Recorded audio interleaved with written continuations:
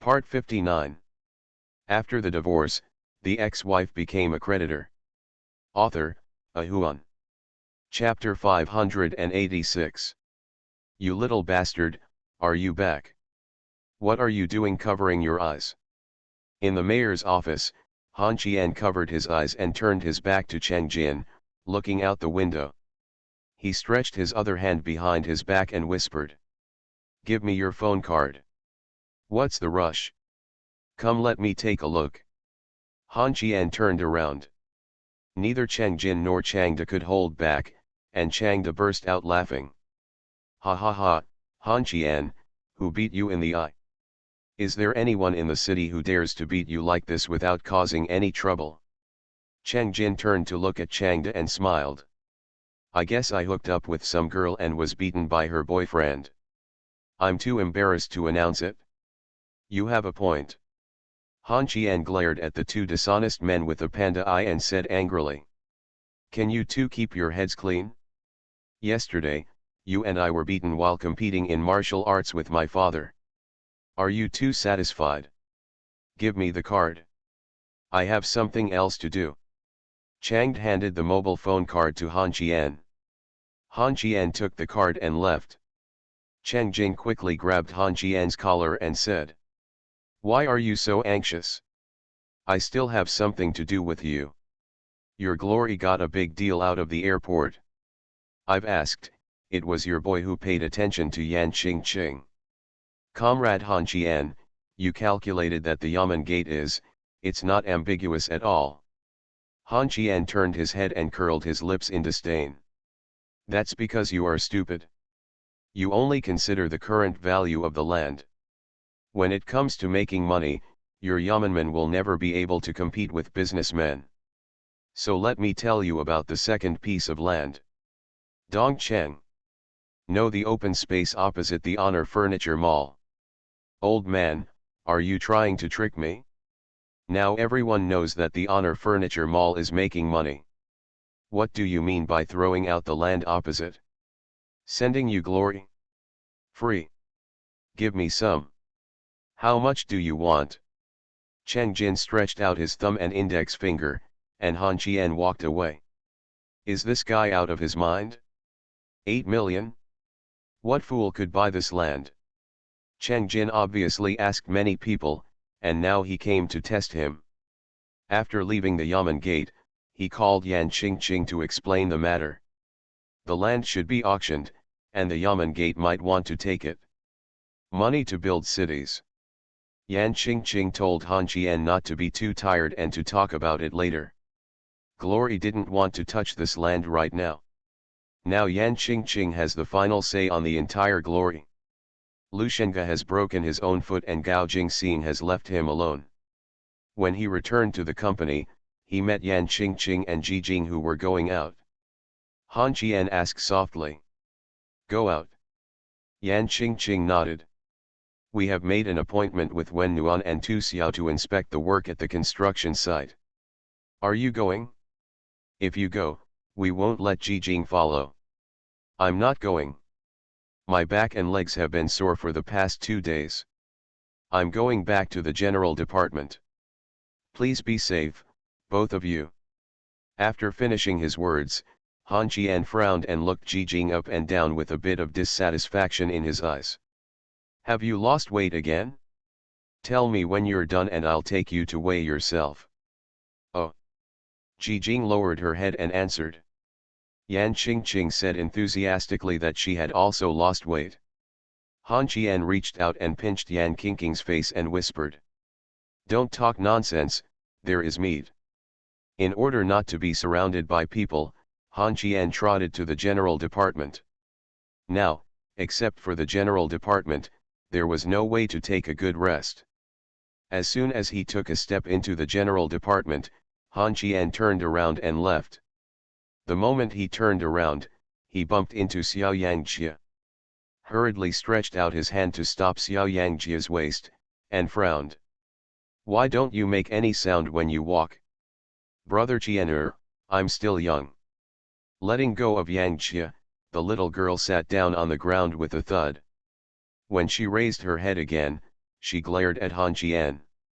"I'll copy a small advertisement for you, just wait." Little Yang Jia got up and ran away, covering her buttocks. By the time Han Qian wanted to leave, it was already too late. People from the general department had already discovered him. Han Qian walked into the general department bravely and faced the two people who should not be there. Here the girl said hello. "Why does Assistant Ye have time to come to the general department?" Yates, who was sitting in Han Qian's chair, turned around, raised his silky legs, and said softly, "Looking for you. Don't look for me." Han Qian took a step back. Thinking of his phone call with Yates the day before yesterday and the photo, Han Qian felt a little uneasy. Compared to Yushasai, Yates was more open-minded. Han Qian always felt like he was a cracked egg, always attracting flies. If people around him found out and said they were flies, Han Qian would be close to death. Yates stood up and handed Han Qian a stack of documents. "This is for you to see. If there's nothing else, I'll get off work." "Don't get off work, I'll have something to do with you later." After finishing his words, Han Qian opened his arms to Wan Fang and shouted loudly, "My dear sister Wan Wan, you miss me so much, please let me hug you." "Get out." "Okay. Where's Sister Yang?" "If nothing goes wrong in the general department, I'll go do other things." Yang Lan waved to Han Qian. "Go and do your business. I'll call you back when the general department is no longer busy." Han Qian nodded and was about to leave when Qianwan suddenly stood up. "Brother. Buy water."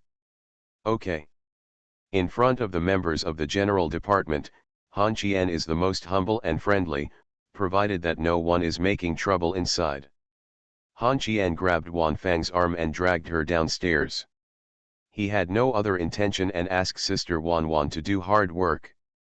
At the cold drink shop, when Wan Fang was carefully choosing water, Han Qian whispered that he didn't bring any money, and Wan Fang glared at Han Qian. "Sister, please. My car is out of gas.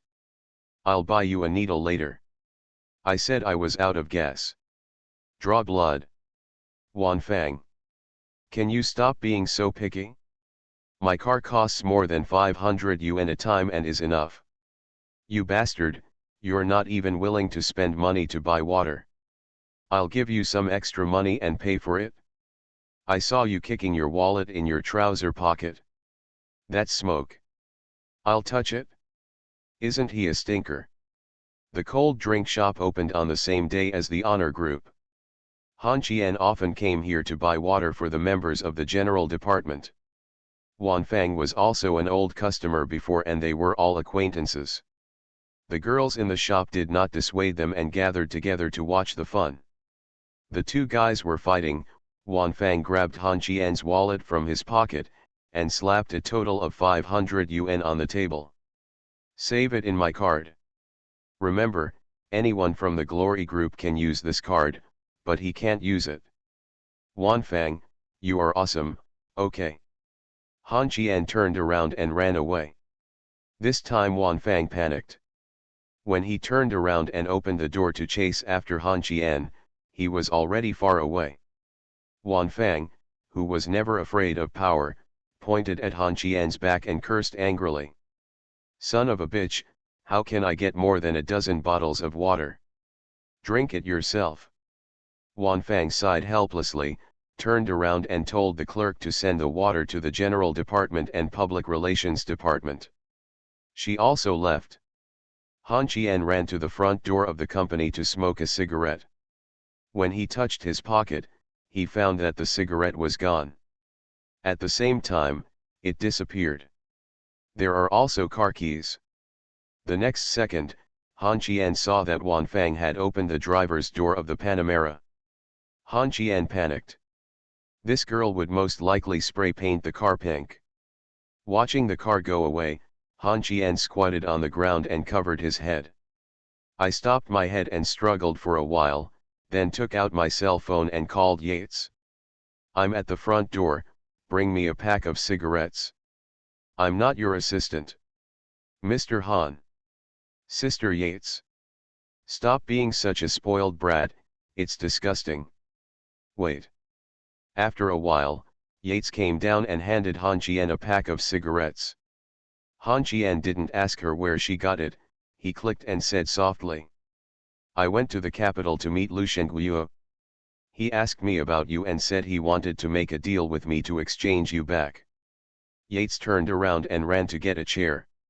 Han Qian thought it was prepared for him, but the girl sat on it, crossed her legs, swung her high heels on her toes, and whispered softly.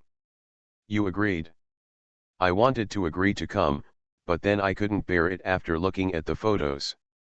How much do you know about Luo Shen and Luo Fu? I'm curious about what grudges she has with Lu Shengge. Yates tilted his head and thought for a moment, then said. I haven't heard of any grudges between Lu Shengge and Luo Shen. There is no business cooperation between the two families. If there is any, it is greedy and wants to swallow up each other's family property. Oh. One more thing, the Luo family started my marriage partner is not Lin Zongheng, but Lu Shengguo. What? Luo Shen must be 28 or 9 this year. How old is Lu Shengguo? I think he is only 21 or 2. 26. I also heard Lu Shengge say it casually. I don't know the details. Also, you deleted my photo because you drank too much that night. What photo? Don't talk nonsense. I don't have a photo of you. Then Luo Shen and Lu Shengguo didn't make it? I think this young man likes you very much. Lu Shengguo was pampered by Lu Shengge. He has doted on this younger brother since he was a child. As a result, Lu Shengguo's character is relatively simple and he likes beautiful things. I am beautiful, so he likes me, but I don't like him very much. He is too young. I can't do it anymore. Han Qian said angrily after hearing this. What you mean is that I'm not naive. You can cause harm to me by posting photos. Just asking if you look good or not. It's better to look better in clothes. Then take a good look. What are the chances of joining forces with Luo Shen to kill Lu Shengge? Does this count, my top student assistant? Mr. Han, please don't embarrass me. I don't know what the relationship is between you and Luo Shen. That's alright. Ill. Show some respect to your boss. Okay Mr. Han, would you like Miss Ye to cook for you tonight? Mr. Steamed Han? I went to the bar with Luo Shen and Lu Shengge. The two of us started arguing when we met. Hey. Forget it. You can get off work and I'll do my own research. Han Qian waved to Yates. Yates did not obey and left. He stood up and stretched, his voice was charming and his figure was slim. Lu Shengge has a deep hatred for women. He used to think that women should only be a vassal, a puppet. Later, when he became inhumane, his hostility towards women became even greater. It is normal to quarrel with Luo Shen. If nothing goes wrong, Mr. Han, should I leave first? Well, by the way, tell Wanfang to bring the car back to me. I don't know where it went. She went to give you gas and wash your car. Oh. Han Qian stood up and suddenly stretched out his hand and slapped Yates on the butt. Yates let out a low cry and covered his butt and turned around. The moment he turned around, Yates smiled like a flower and stretched out his arms to wrap his arms around Han Qian's neck. Whispered. Do you have eyes in your back? What? Lu Shengge is behind you. I just want to slap my butt. Stinking rogue. After the divorce, the ex-wife became a creditor. Author, Ahuan. Chapter 587. Could Han Qian not know that Lu Shengge was behind him? After the text message from Xiao Yangjia was sent, Han Qian was already counting the time for this guy to go downstairs. Although he said that there might be opportunities to cooperate in the future, but it's time to respond to you or to respond to you. Han Qian turned around and looked at Lu Shengge, who looked unhappy, and laughed loudly. Director Lu. Mr. Han is being polite. Lu Shenge curled his lips at Han Qian and said disdainfully. Rogue gangsters should stop pretending to be gentlemen. It's disgusting. Han Qian was not angry either, pointing at Tang Wei beside him and laughing. Aren't there people like this around you? They all smell the same, so don't say who is shit and who is piss. You came back from the capital in the early morning. Lu Shenge said lightly. Last night, Han Qian, I was very curious. Did you really spend the night at the Hilton with Luo Shen? Oh. No, you went to find Wu Qingxi.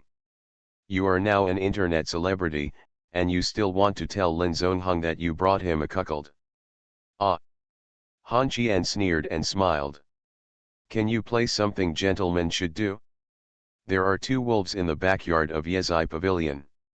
Let's go in and try. Only the living are worthy of breathing air. Your life is worthless.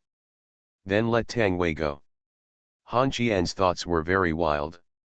He had never been within the scope of Lu Shenge's medical treatment. If Lu Shenge was not schizophrenic, he would have been schizophrenic by Han Qian. Lu Shenge turned his head and glanced at Tang Wei, who quickly said, shaking his head vigorously.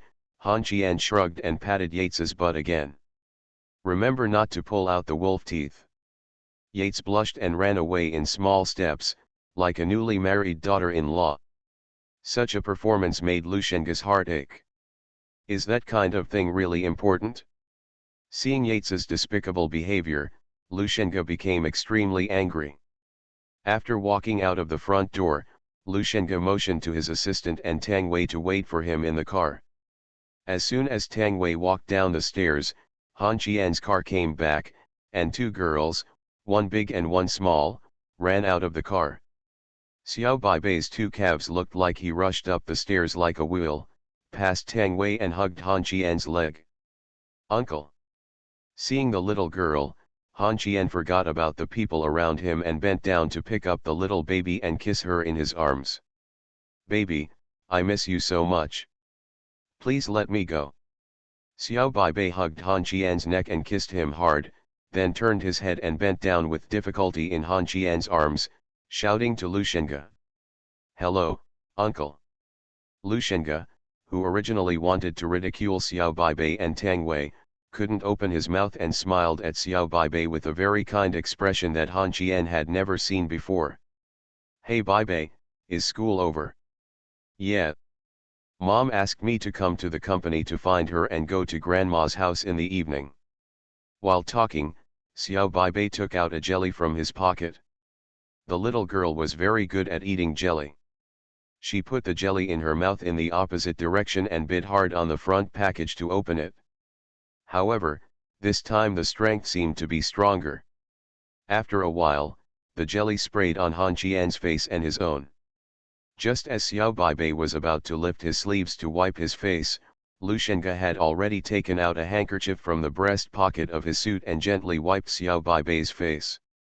During this period, Han Qianbai met Feng Lun and Kui Lib nervous, afraid that the eunuch will do something dangerous. Xiao Baibei shouted in a sweet voice. Thank you uncle. Lu Shenge smiled again. At the same time, both he and Han Qian knew that he was sick again. Lu Shenge put away the handkerchief and said softly. I didn't like children before, and children didn't like me either. Baibei is very obedient. Han Qian curled his lips and said. That's because my uncle taught me well. Han Qian, get out of here. I'm going to see Lin Zongheng now and let Luo Shen take advantage. Why don't the 3 of us divide the Luo family? Do you want to go or not? Go take the baby. Her mother is not in the company. I'm busy. The child has no father. It's pitiful. As an uncle, please be more pampering. I'll see you in a few days for something serious. Let's call you then. While the 2 were talking, Xiao Baibei reached out several times to grab Lu Shenge's clothes. He stretched out his hand once and was held down by Han Qian. On the face. A little pain. However, Han Qian did not teach, and allowed his knees to toss in his arms. Tang Wei kept looking at Xiao Baibei in Han Qian's arms without blinking. He kept looking and kept looking. He had never felt that his daughter was inferior to his son before. Yang Lan gave birth to a daughter and he was furious. Today was the first time he saw her after he was released from prison. Seeing his daughter and looking at her cute appearance, Tang Wei couldn't help but take a step forward. Xiao Baibei also noticed Tang Wei, tilted his head and stared at Tang Wei for a while, then turned around and hugged Han Qian's neck tightly, whispering, "Uncle, I don't like him." Han Qian and Lu Shengge looked at each other, and the former said softly, "Let's go. Uncle will take you to the supermarket to buy some." "Xiao Tukan, you have a share today. I thought you forgot that you have a niece. Let's go." Han Qian carried Xiao Baibei and took Xiao Tukan to the supermarket. Lu Shengge glanced at Baibei and then at Tang Wei, saying nothing, but Tang Wei kept looking at the direction Baibei left, silent. For a long time. "Director Lu, I would like to take a leave." Lu Shengge waved to Tang Wei with his back. "I'm kind today, get out of here." Tang Wei hid in his car and cried while holding the steering wheel. He couldn't recognize his daughter when he saw her. He could accept this and never thought about recognizing her, but today he heard from his daughter that she was disgusting. On his own, Tang Wei found that he was not that strong and cold-blooded. One sentence seemed to shatter all his defenses. He knew that he could not turn back. He had to succeed, work hard, and have another child to make up for the damage he had suffered. Is Tang Wei a person who knows how to repent? No, if he was, he wouldn't be the first to be violent to Yang Lan after he was released from prison. There must be something hateful about the poor people in the world. Han Qian has always believed in this. At this moment, Han Qian was in a dilemma. He quietly discussed with the supermarket clerk whether he could get credit. He forgot that he didn't bring his wallet, and the clerk told Han Qian directly, "Don't say your name is Han Qian. Even if your name is Ri Qian, that won't work." In desperation, Han Qian turned to Xiao Tukan to borrow money, but the little girl refused. Han Qian lowered his head and looked at Xiao Baibei, who took out 10 yuan. "This is not enough. Do you want the children to send things back?" "No. Absolutely not, it will cause harm to the child." Feeling helpless, Han Qian made a phone call. "Liang come to the supermarket for help." Something happened. When Su Liang rushed to the supermarket with a mop, the supermarket clerk almost called the police. Then Su Liang knew that Han Qian was bringing 2 children without buying snacks and had no money to pay the bill. Suddenly, his blood pressure was a little high, and he held 2 carrot-like things. Pointing his finger at Han Qian, he said helplessly, "You're in your mid-20s, can you kick some money on you when you go out?" "I brought money, but Wan Fang took it away from me." "I'm too lazy to tell you, let's go." "What are you eating, little Tukan? Give your uncle a bite." Su Liang shamelessly went to ask for food, but Xiao Tukan simply refused. "My uncle bought it for me." Su Liang said angrily. "I paid for it. That's what my uncle owes you." Xiao Baibei nodded while holding a pile of snacks. After returning to the general department, Yang Lan saw Xiao Baibei holding a bunch of snacks and immediately became angry. She angrily shouted that Xiao Baibei had no rules. However, before Yang Lan could meet Xiao Baibei, Han Qian picked up the little girl and shouted "Tu kun." One kid ran away. Han Qian used Yan Qingqing's computer to play games, and Xiao Tukan helped Xiao Baibei do his homework. Later, Yang Jia would help little Tukan do his homework. What this uncle does is called a competent one. During this period, Li Er called to inquire about the conflict between Han Qian and his father. He was so angry that Li Jinhai, an old man, cursed people at home every day. Han Qian really didn't know why, so he told Li Er not to inquire about adults' affairs and to prepare well during the holiday. Then go off to college. In the afternoon, Yan Qingqing and Jijing dragged their tired bodies back. When they entered, Yan Qingqing sat on the sofa and hugged little Tukan and sighed. Tukan, I really want to be like you. I'm so tired, so I can make my aunt miss me. Xiao Tukan looked nervous. At this time, Xiao Baibei put down his pen and stood on the sofa, squeezing Yan Qingqing's shoulders. Yan Qingqing was so moved that she took out a few bills from her bag and stuffed them into Xiao Baibei's hand. Bag. Buy snacks. Xiao Baibei narrowed his eyes and smiled. Thank you, uncle. Han Qian stood up and pushed Jijing down on Yan Qingqing's chair. When he got 2 glasses of water, he handed them to the 2 women respectively and said doubtfully, "Are you so tired from going to the construction site?"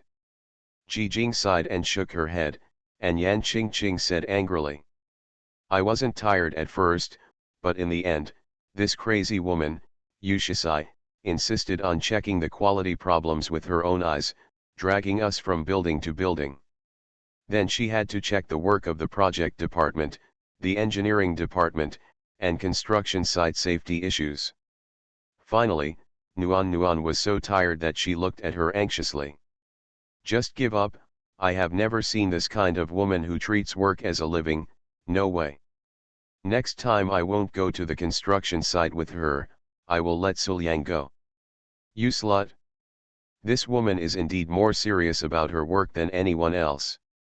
Just as Han Qian was about to speak, Yan Qingqing spoke again. "Chang Xiang seems to be interested in the land opposite the furniture mall. Wenwen asked me if I want to invest. If we don't invest, she will come and move the land. I just passed by and took a look. The place is not as big as ours and the geographical location is not the same great. I asked for 8 million, I don't know what to think, oh. Also, the Yamanman seems to be holding a party for the auction of this land, and it seems that there are other projects." "Party?" Han Qian panicked and said quickly. "I'm not going. If something happens at a party, I won't go even to death. Aunt Ji, why are you going at night? I want to see some clothes, let's go together." Jijing smiled and nodded in agreement. Yan Qingqing said angrily, "Han Qian, do you think I don't exist? Then, together. Forget it, I'll give you 2 a chance. I've made an appointment with Nuan for dinner tonight. Yang Lan and Xiao Yangjia will also go. You can take these 2 children with you." Han Qian glanced at Jijing, who nodded with a smile, and Han Qian sighed. "Okay. I'll take care of the kids, and you can go play. You are listening to Novels at Bless Up channel. Wish you happiness and luck. Please subscribe to receive new novels. How do you feel about this novel? Please like and leave a comment." After the divorce, the ex-wife became a creditor. Author, Ahuan. Chapter 588. She did it on purpose. Jijing walked on the right side of Han Qian and whispered quietly. Han Qian hugged Xiao Baibei and turned around to ask in confusion, "What's intentional?" Jijing lowered her head and whispered again, "Mr. Yan. She did it on purpose. She was worried about what the 2 of us would do when we came out, so she called Yang Lan and Yang Jia, and then brought Xiao Baibei to the company. She just didn't let the 2 of us have a chance to be alone together. It's really annoying." Han Qian laughed after hearing this and said softly, "You want to be alone with me?"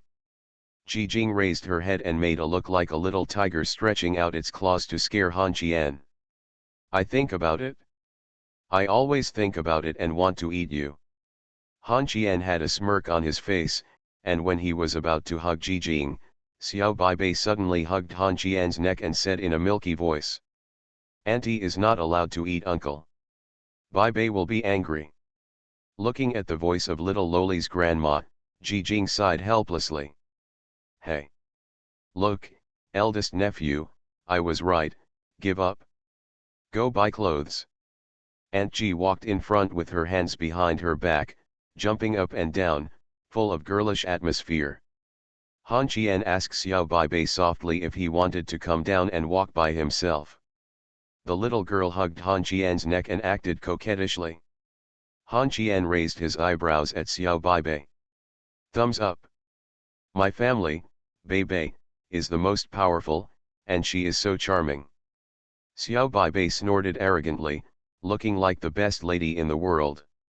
Han Qian took Jijing's hand, hugged Xiao Baibei, and pretended not to hear the vibration of the smartphone in his pocket.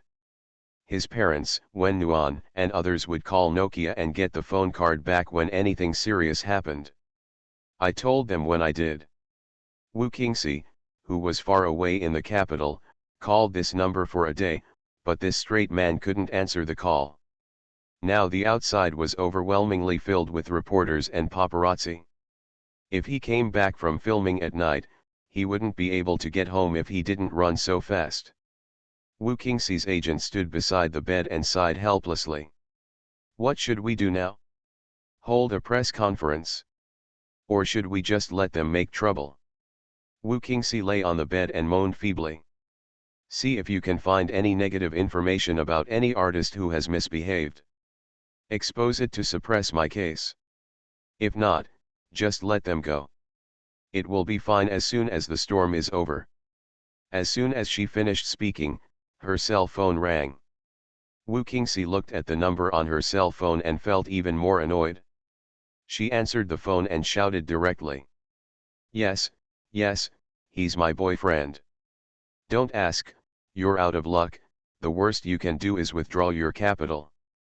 I'm 27, and I can't have a relationship anymore. After hanging up the phone, Wu Qingxi slumped back into her clothes again, holding the phone in both hands and looking at the roof, sighing. It's over. The investors must have withdrawn their capital. I'm going to borrow money from King Hu again. Han Qian, the bastard, just wipe your ass and leave, leaving it here for me. The agent's sister looked at Wu Qingxi with hatred and frowned. I told you a long time ago that I won't let you get involved with this person, but you didn't listen. How will you explain to Miss Cai now that something has happened? I'm just trying to explain, as if I can really do anything with Han Qian. He has a straight male personality. If we fall in love, if I do a kissing scene, he can kill each other. Do you believe it? Fan, I go to bed and tell the crew that if the investors want to withdraw their capital, they will withdraw their capital. If they don't make up for the money they have already invested, and if they don't use it, then they will sue them for breach of contract.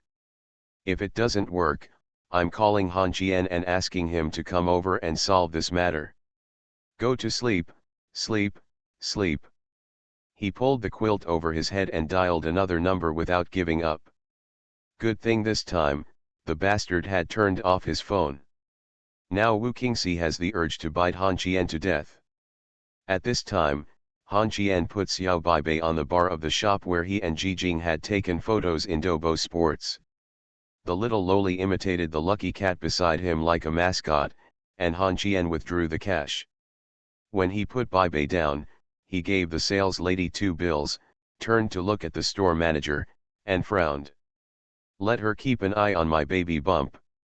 The manager bent down and smiled with narrowed eyes.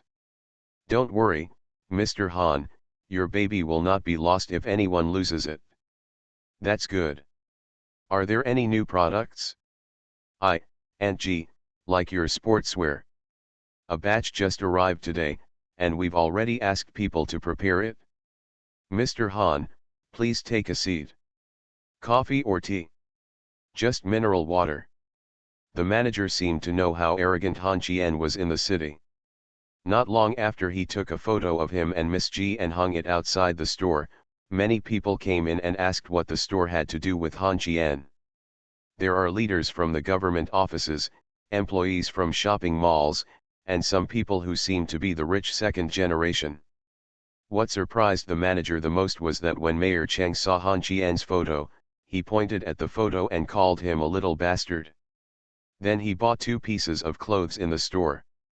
When he left, he said to the secretary next to him, "Give this bastard a try face." The mayor has to give face, so he has to take good care of this big Buddha. Ji Jing chose a purple sportswear and ran to Han Qian without looking in the mirror. Han Qian looked up and down carefully and laughed softly. Why did you buy purple? Ji Jing puffed up her cheeks and then said. My sister said purple has more charm. This seemed to be a song that Han Qian and Aunt Ji sang to tease others when they first met. Han Qian looked at the clothes again and shook his head gently. This color doesn't suit you very well. You should choose a light color. I feel you are too thin and don't look good in dark colors. Then I'll change it. Ji Jing went to the dressing room, and Han Qian looked up at the clerk. Do you have any children's clothes at home? Find a set for my baby. Han Qian chose a black suit, Ji Jing wore a pure white suit, and Xiao Baibei wore a goose yellow telekinetic suit. The little girl walked in the middle, with Han Qian on her left hand and Ji Jing on her right, walking in goose steps to show off her shoes. Whispered to let Tu Kun take a look, but she didn't. Han Qian smiled and asked why he didn't call her sister, and Xiao Baibei said seriously. She scared me and stole my jelly. Han Qian sighed feebly. Tu Kun, the kid, might not grow up for a while. With Xiao Baibei following along, many things that I originally thought about could no longer be done. The little loli became the protagonist, riding on Han Qian's neck, holding his uncle's head and looking around, eating and drinking. That Han Qian's pampering is real pampering, endless pampering. In the end, Ji Jing couldn't stand it anymore and frowned and scolded Xiao Baibei. You've already eaten 2 ice creams, you can't eat any more. Han Qian, you're not allowed to buy them for Baibei either. He didn't call his eldest nephew when he called his name. Han Qian knew that this ice cream really couldn't be bought anymore. Xiao Baibei didn't make any trouble. He put his chin on his uncle's head and said oh, and Ji Jing bought him a bottle of warm milk. Passing it to Xiao Baibei, the little girl covered her mouth and shook her head, her eyes full of resistance. Ji Jing frowned and threatened. If you don't want to drink, come down and walk. Xiao Baibei compromised and drank the milk. Han Qian bought Baibei an extra large wave candy and Ji Jing a box of internet celebrity stinky tofu. Ji Jing held her nose and refused. Han Qian fed Baibei 1 bite at a time. Ji Jing was worried that Xiao Baibei would fall off. Dragging the baby's bumpy butt with both hands, eating the stinky tofu fed by Han Qian. The picture is extremely warm. Ji Jing was originally every man's ideal girlfriend, with her looks and personality. Coupled with Han Qian's gentle care and Xiao Baibei's cuteness, passers-by naturally regarded them as a family. Wow husband, look how considerate I am. Why don't you feed me too? Daughter-in-law, you've already eaten 3 boxes. Do you know how much you weigh? You're 150. You dislike me. You just dislike me. I was 90 pounds when I married you, and I only gained weight after giving birth to a child. I don't mind it. I want the dumplings to be hot, and my wife wants them to be fat. Eat them. Buy them. Han Qian didn't care about other people's affairs and asked Ji Jing softly if it was delicious. Ji Jing narrowed her eyes and smiled. Big nephew, actually, I don't eat sweets. Han Qian frowned and whispered. I didn't tell you earlier. You don't eat sweets either. It would be a waste if I don't eat them. You are the only one who is sensible. Ji Jing nodded charmingly, and Xiao Baibei shouted sweetly. Uncle. I am also sensible. Listening to Xiao Baibei's childlike words, Han Qian sighed, wondering when he would be alone with Aunt Ji next time. I bought a card for Baibei. I chose a balloon for Ji Jing. I bought a pen for Xiao Baibei and gave Ji Jing a piggy bank. The store owner asked in a low voice if it was the wrong item, and Han Qian replied sternly. No objection. My little baby goes to school and buys pens as a souvenir.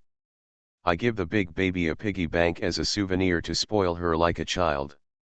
The store owner gave Han Qian a thumbs up, and then Han Qian bought a summer homework book for Xiao Baibei. Little Loli was so angry that she almost tore the book. He also bought Jijing a bunny hat with movable ears. That kind of thing. I ate while walking and had almost enough food. The sulky Xiao Baibei fell asleep on Han Qian's head.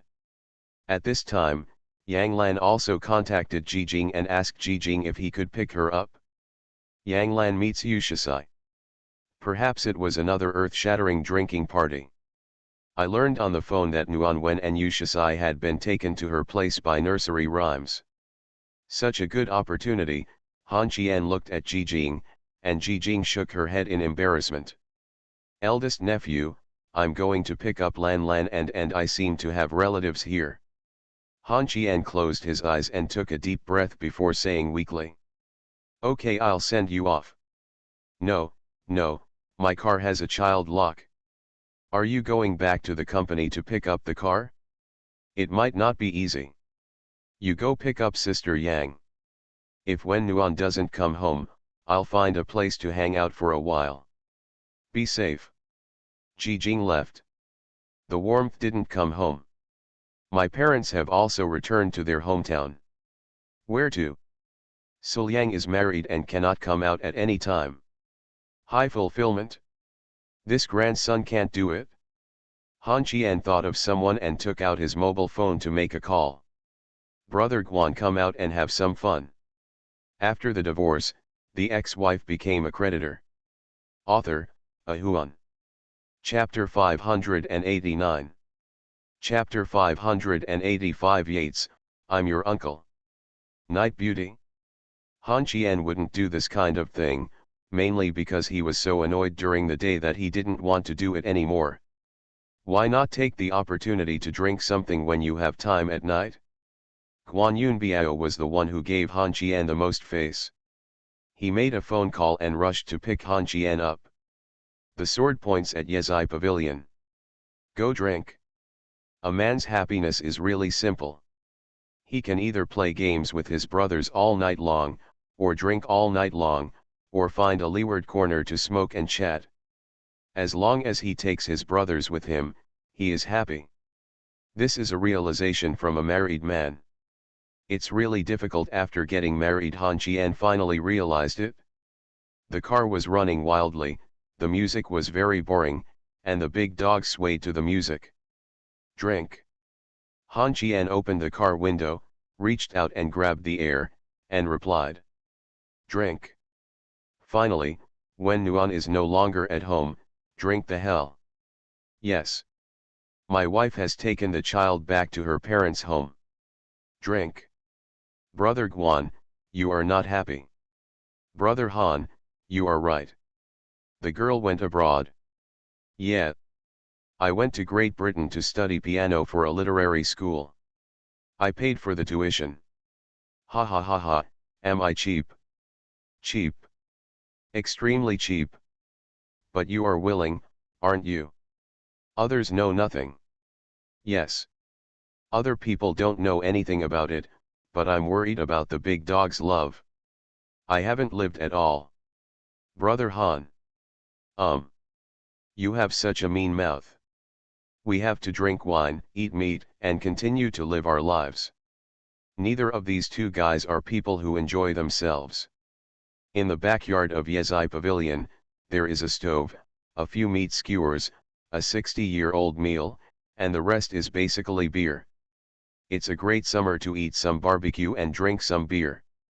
Guan Degu raised his bottle and took a sip of half a bottle. In Han Qian's memory, Guan Yunbiao's drinking capacity was not good, and the two of them were evenly matched. Guan Degu burped and laughed. I was told that I would fall in love, get married, and have children in Great Britain and never come back. Han Qian leaned forward slightly and whispered. Break her legs? Why send her to Great Britain if you can't bear it? I don't quite understand your generosity. You're stupid. You gave her the money as soon as you got mad, and you even said coolly that this was the breakup fee I gave her. Now that I think about it, I regret it. Will you accompany me to get the money back? Han Qian curled his lips and smiled. If you don't go, it's a shame. How much did you give me? 200,000. When did it happen? It's been more than half a month. Han Qian said oh and didn't ask any more questions. The two drank and ate meat and chatted about each other. They made a tacit agreement not to inquire about each other's love affairs. At around 10 o'clock, Su Hongchang finished what he was doing and ran away. Come join in the fun in the backyard. He whispered that the hotel had almost been renovated.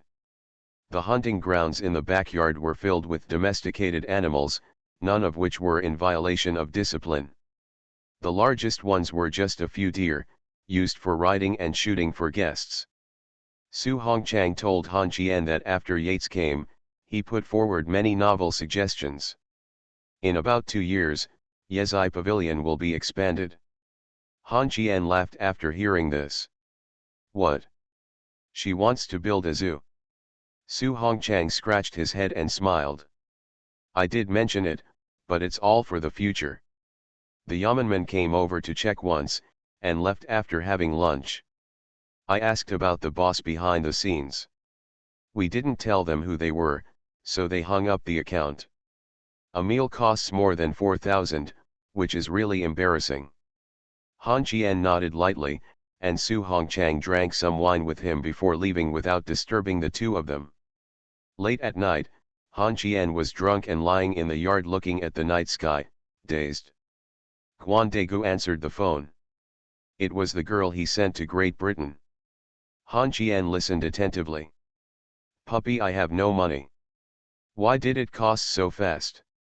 I bought you a red suit. You can't always wear that suit. Didn't you say you would accompany the boss to a party for a while? So I bought it for you. You have money but nowhere to spend it? So give me some pocket money, the little dog is very hungry. Guan Yunbiao felt a little embarrassed for a moment. Just as he was about to stand up, a bank card was thrown in front of him. Han Qian closed his eyes and said lazily. Password 113,355, I'm sleeping. Don't disturb me. Guan Yunbiao stood up and said thank you to Han Qian. Han Qian turned sideways and closed his eyes and waved to Guan Yunbiao. Damn, love is dead. I see that your love is alive and well and growing vigorously. In this way, Han Qian slept in the backyard for half the night. When he woke up in the morning, he felt that he was almost eaten by mosquitoes. He frowned and walked into the hotel with his shirt that was rubbed into shape. The waiter who had already started the morning shift looked at Han Qian was a little confused. They didn't know who this guy was. Han Qian casually pulled up a chair and sat down, waving to the waiter. Give me a glass of water. It needs to be cold. The waiter really didn't know who the man who came from the backyard was, but he still poured a glass of water. The cold water went down his stomach. Han Qian instantly felt uncomfortable in his stomach, so he got up and ran to the toilet. I went back and forth 2 or 3 times. He has a bad stomach. After much tossing, Yates arrived. Seeing Han Qian sitting shirtless at the door of the hotel, Yates sighed helplessly. Mr. Han, are you spending the night here? Are you covered in red spots and went to the mountains to feed mosquitoes? Where are your clothes? Han Qian raised his head and looked at Yates. Today, Yates had changed into a blue waist dress. His usual long wavy hair was tied behind his head, and he wore a pair of expensive glasses on the bridge of his nose. Han Qian stretched out his head. He reached out to catch Yates, who was so frightened that Yates screamed and took 2 steps back. What are you doing? I asked you to pull me up. I have no strength due to my bad stomach. Do you have any clothes in the car? Yates took Han Qian's hand and pulled him up from the steps, wearing a shabby look and frowning. Why should I prepare men's clothes? Han Qian scratched the mosquito bite on his stomach and said softly. Then you washed my shirt for me. Mr. Han. I'm not your wife, nor your servant. You can wash it yourself. I won't wear any more. Are you okay? Take me back to the city. If something happens, I'll give you the car keys and you can go alone. Yates threw the car keys to Han Qian. Han Qian threw the car keys back and turned around to tell the waiters in the store to prepare a chair and a parasol. He wanted to catch up on his sleep at the door of the hotel. The waiters looked at him.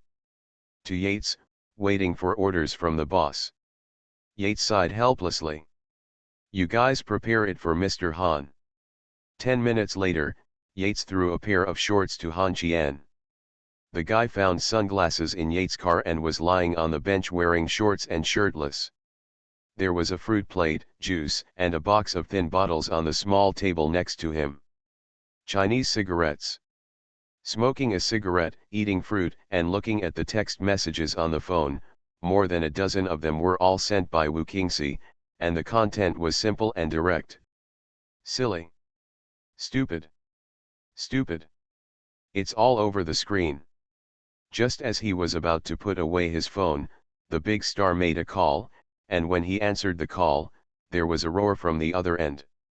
You bastard, what do you think we should do now? I told you not to come to my house in the middle of the night, but you still came. It's okay now. I'm surrounded by scandals and my investors have withdrawn their capital. You tell me what to do. Don't make noises. If you encounter a problem, solve it. If you are short of money, just invest. 100 million, you vote. Is it too late for me to surrender? Get out. I'll give you two options now. The first one is to invest 50 million for me, so you won't lose money, and I'll make up for the rest. The second one is that we won't be filming this scene, and we will switch to filming Feng Lun's scenes. Aren't you afraid that Feng Lun and Kui Li will knock on your door in the middle of the night? There was silence on the other side of the phone, and within a few seconds, Wu Qingxi said viciously. Just wait, I will go to Binhai to fight with you now. You just wait to die. The fight she was talking about might actually mean fighting. But Han Qian didn't take this matter to heart. If it didn't work, he would compromise, or he would seek investment. Why is there a big financial backer behind him? Han Qian didn't panic, Qian Ling had money. And Wu Qingxi has a guaranteed box office. It's just that it's not difficult to clarify the rumored boyfriend matter, but I don't know why Wu Qingxi chose not to clarify it. Ill. Maybe that's right. When he lay there until 11 noon, Yates came. Seeing Han Qian wearing her sunglasses, Yates sighed helplessly. These sunglasses cost RMB 3,000. You have a big head. Mr. Han, remember to give me a new one. Wu Qingxi asked me to compensate just now. Miss Ye, do you want me to take a breather? This is all your fault, Mr. Han. Why did you go to his apartment in the middle of the night? Then shall I go to Miss Ye's apartment? The door is always open for you. I don't care if the dog bites you or not. Yates held the fruit plate next to Han Qian and ate the fruit in small bites. He didn't eat in the morning and was a little hungry now. Han Qian lay on the chair and looked at the sky and said softly. What kind of dog do you have? Chihuahua. Teddy. French Bulldog. A Doberman and a Rottweiler. Ms. Yeah, take these two things. I just did the math. I seem to have nothing to do today. Mr. Han, you miscalculated. You have something to do. I have arranged today's itinerary for you. Many leaders from the Yamanmen will come over for dinner.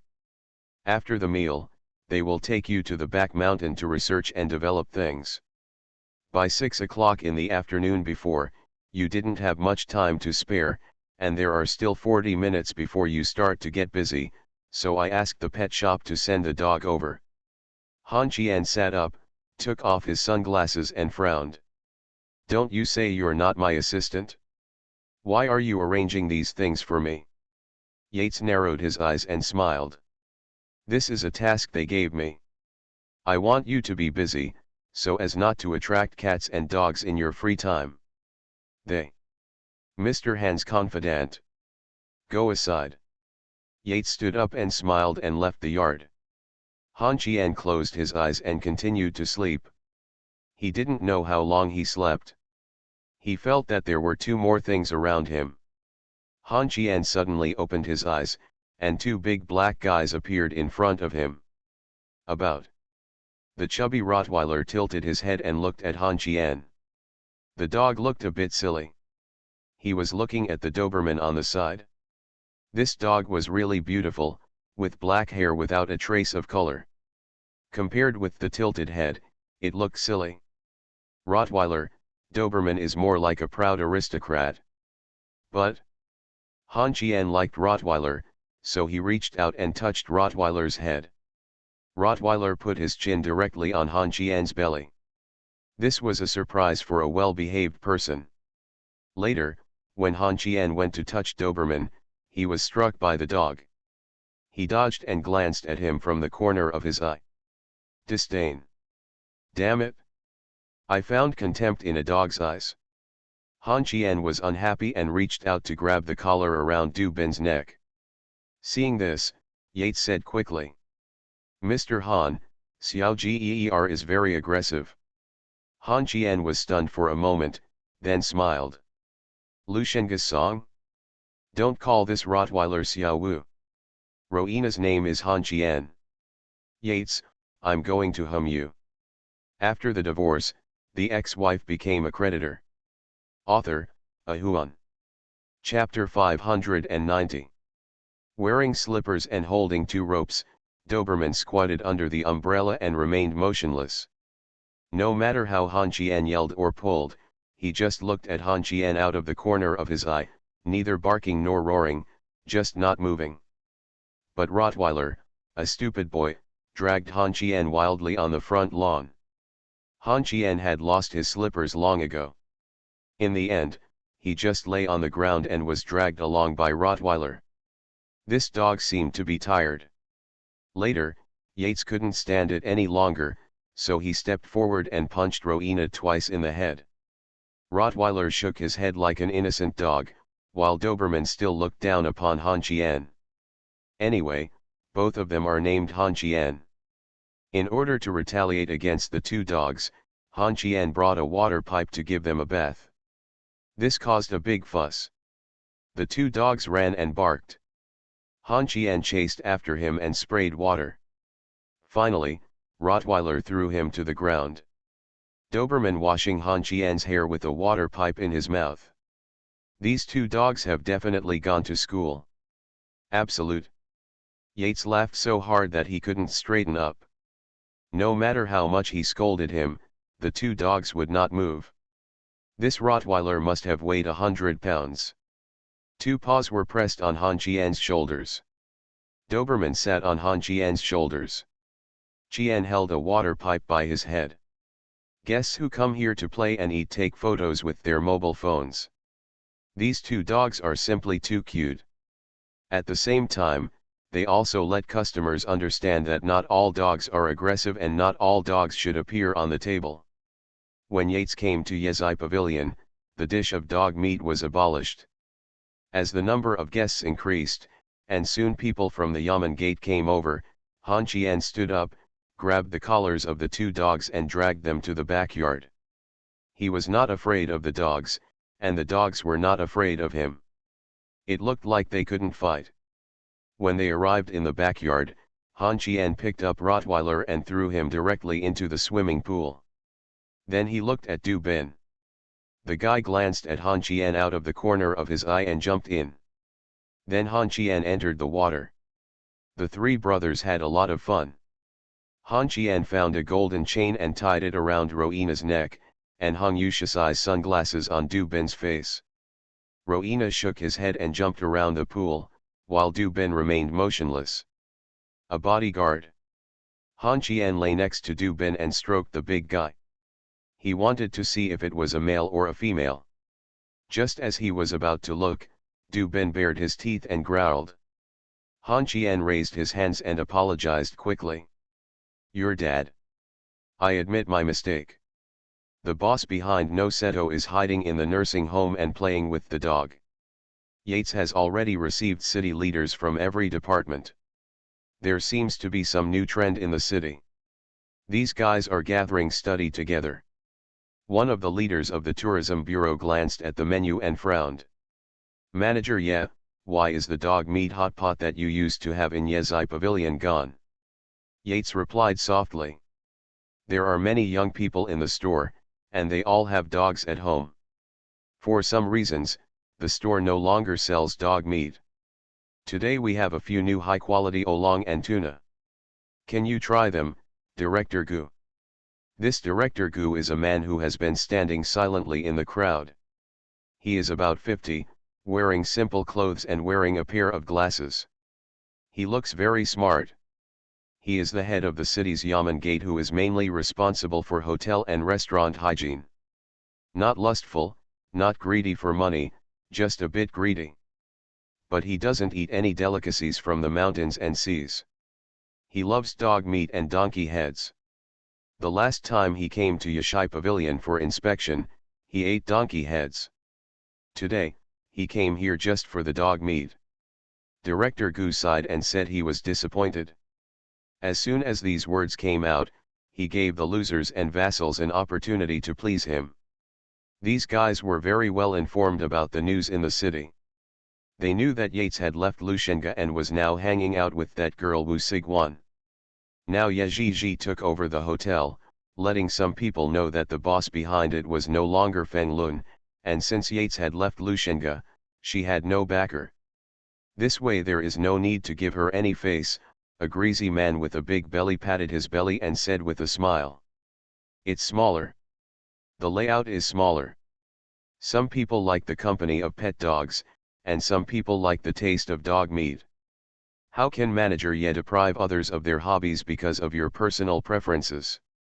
Isn't that right? Yates said with a forced smile. But now there are no edible dogs in the hotel. Why don't I invite a few of them to go hunting in the backyard hunting ground? Some new deer and wild boars have arrived. If he hadn't been worried that this guy named Gu would cause trouble to Yashai Pavilion, Yates would have kicked them out a long time ago.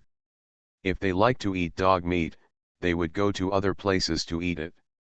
I, Yates, have no control over it, but just because these guys are from the Tourism Bureau and the Health Bureau. Yes, Yates couldn't help it. When several people lowered their heads to discuss with the man named Gu, a dog barking came from the backyard. Yates's face turned dark instantly. Several people who had originally discussed not eating dog meat today looked at the backyard at the same time, and the man named Gu frowned. Manager, yeah, you are dishonest. This dog meat will not be sold if it is not for sale. What is the point of lying to old men like us? I think this is not the first time that Yezai Pavilion has deceived customers, right? Yates said with a forced smile. No way. These are the two dogs I have at home. I brought them here today. Director Gu smiled. What breed of dog? Yates said softly. Doberman and Rottweiler. Since there are two, let's ask manager Ye to give up one of them. I will treat your hotel's deception of customers as if it never happened. But that's it, manager Ye. We will still have to deal with each other in the future. Yashai Pavilion is just a marginal hotel. I hope manager Ye can understand and find a place to sit. There are no private rooms in this hotel. Director Gu. Does manager Ye want me to close the Yezai Pavilion? If you close it for one day, you will lose a lot of money. It's just a dog. You can just buy another one. Yates took a deep breath and couldn't hold back when he turned around. He had never suffered such injustice when he was around Lushenga before.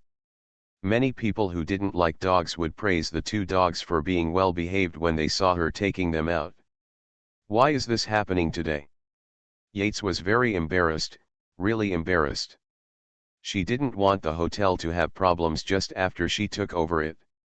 She also couldn't bear to let go of the two little cuties who had been accompanying her. They were only 2 years old. Yates took a deep breath and walked in. The kitchen took out a knife and walked towards the backyard. Yates couldn't help but feel sad when he saw the two little cuties. The naive Roina wore a gold chain, big sunglasses, and sat next to Han Chien with his tongue hanging out. Du Bin hid nobly in the distance, looking at Han Qian with his peripheral vision. When the two dogs found Yates, they immediately got up and rushed towards Yates. The Rottweiler nuzzled and licked at the owner, and it was like a coquettish gesture. Doberman kept staring at the dog in his owner's hand. Knife, standing beside Yates obediently, stuck out his tongue and licked his master's finger. The cute one seems to be telling its owner to take action against it and not to hurt the stupid Rottweiler. Han Qian also noticed something strange about Yates, sat up and shouted with a frown. Han Qian, come here. Calling his name to a dog, Han Qian felt strange in his heart. The Rottweiler stood up and ran towards Han Qian. After running a few meters, he seemed to feel something was wrong. He turned around and returned to Yates's feet. As for Du Bin, he didn't even look at Han Qian. Han Qian stood up and walked towards Yates, looking at the kitchen knife in her hand and frowning. Yeah, are you planning to fight with me? I didn't instigate your dog to rebel. Yates raised his head to look at Han Qian and said softly. Can I resign? Hey? What happened? The cook in the kitchen ran away? We are just recruiting people. Why are you crying? The cook didn't run away. If someone wants to eat them both, I can't bear to do it. Watching Yates shed tears, Han Qian frowned, reached out and grabbed the kitchen knife from Yates' hand, threw it more than 10 meters away, and asked in a low voice. Can't afford to offend? Very powerful. Yates lowered his head and nodded. The people at the Yamanmen are considered the immediate bosses of the hotel. The future development of Yezai Pavilion requires their approval. Then you choose to kill the dog Bayezeg? Miss Ye, you are so dedicated. I'm a little touched by you. I don't care about the hotel. These two dogs are playing well with me, so don't even think about touching them. Go wherever you go, don't cry in front of me, bother me. As soon as he finished speaking, Han Qian grabbed the collars around the necks of the two dogs and took them off to the edge of the swimming pool. Doberman followed Han Qian obediently, while Rottweiler was dragged away with his hands in the air. Looking at the two dogs being taken away, Yates shouted loudly. You said it's easy, but what should I do? Is it so difficult to just ask Yezai Pavilion to close down? What does closing or not closing have to do with me? The hotel doesn't belong to me. You can mess with it as much as you like, just don't cry in front of me. This is the first and last time. After you let me see you cry, you will don't even think about laughing. Get out of here. Yates roared at Han Qian's back. Mr. Han, is this how you support me? When I encounter trouble, you don't solve it, but instead threaten me. The dog is mine, so leave it alone. Han Qian turned his head to look at Yates and frowned. The waste has the nerve to ask for support? The dog is here, can you try to move it? You are shouting at me, I will give them both to Lushenga. Scared. Yates was frightened, like a deflated rubber ball. Then he took a deep breath, wiped the tears from his face, turned and walked to the lobby. At worst, the hotel would not be open. As soon as she walked into the hall, she heard a burst of screaming and chaotic sounds from behind her. Just as Yates turned around, two black figures rushed past her on the left and right, and Han Qian screamed. Get away!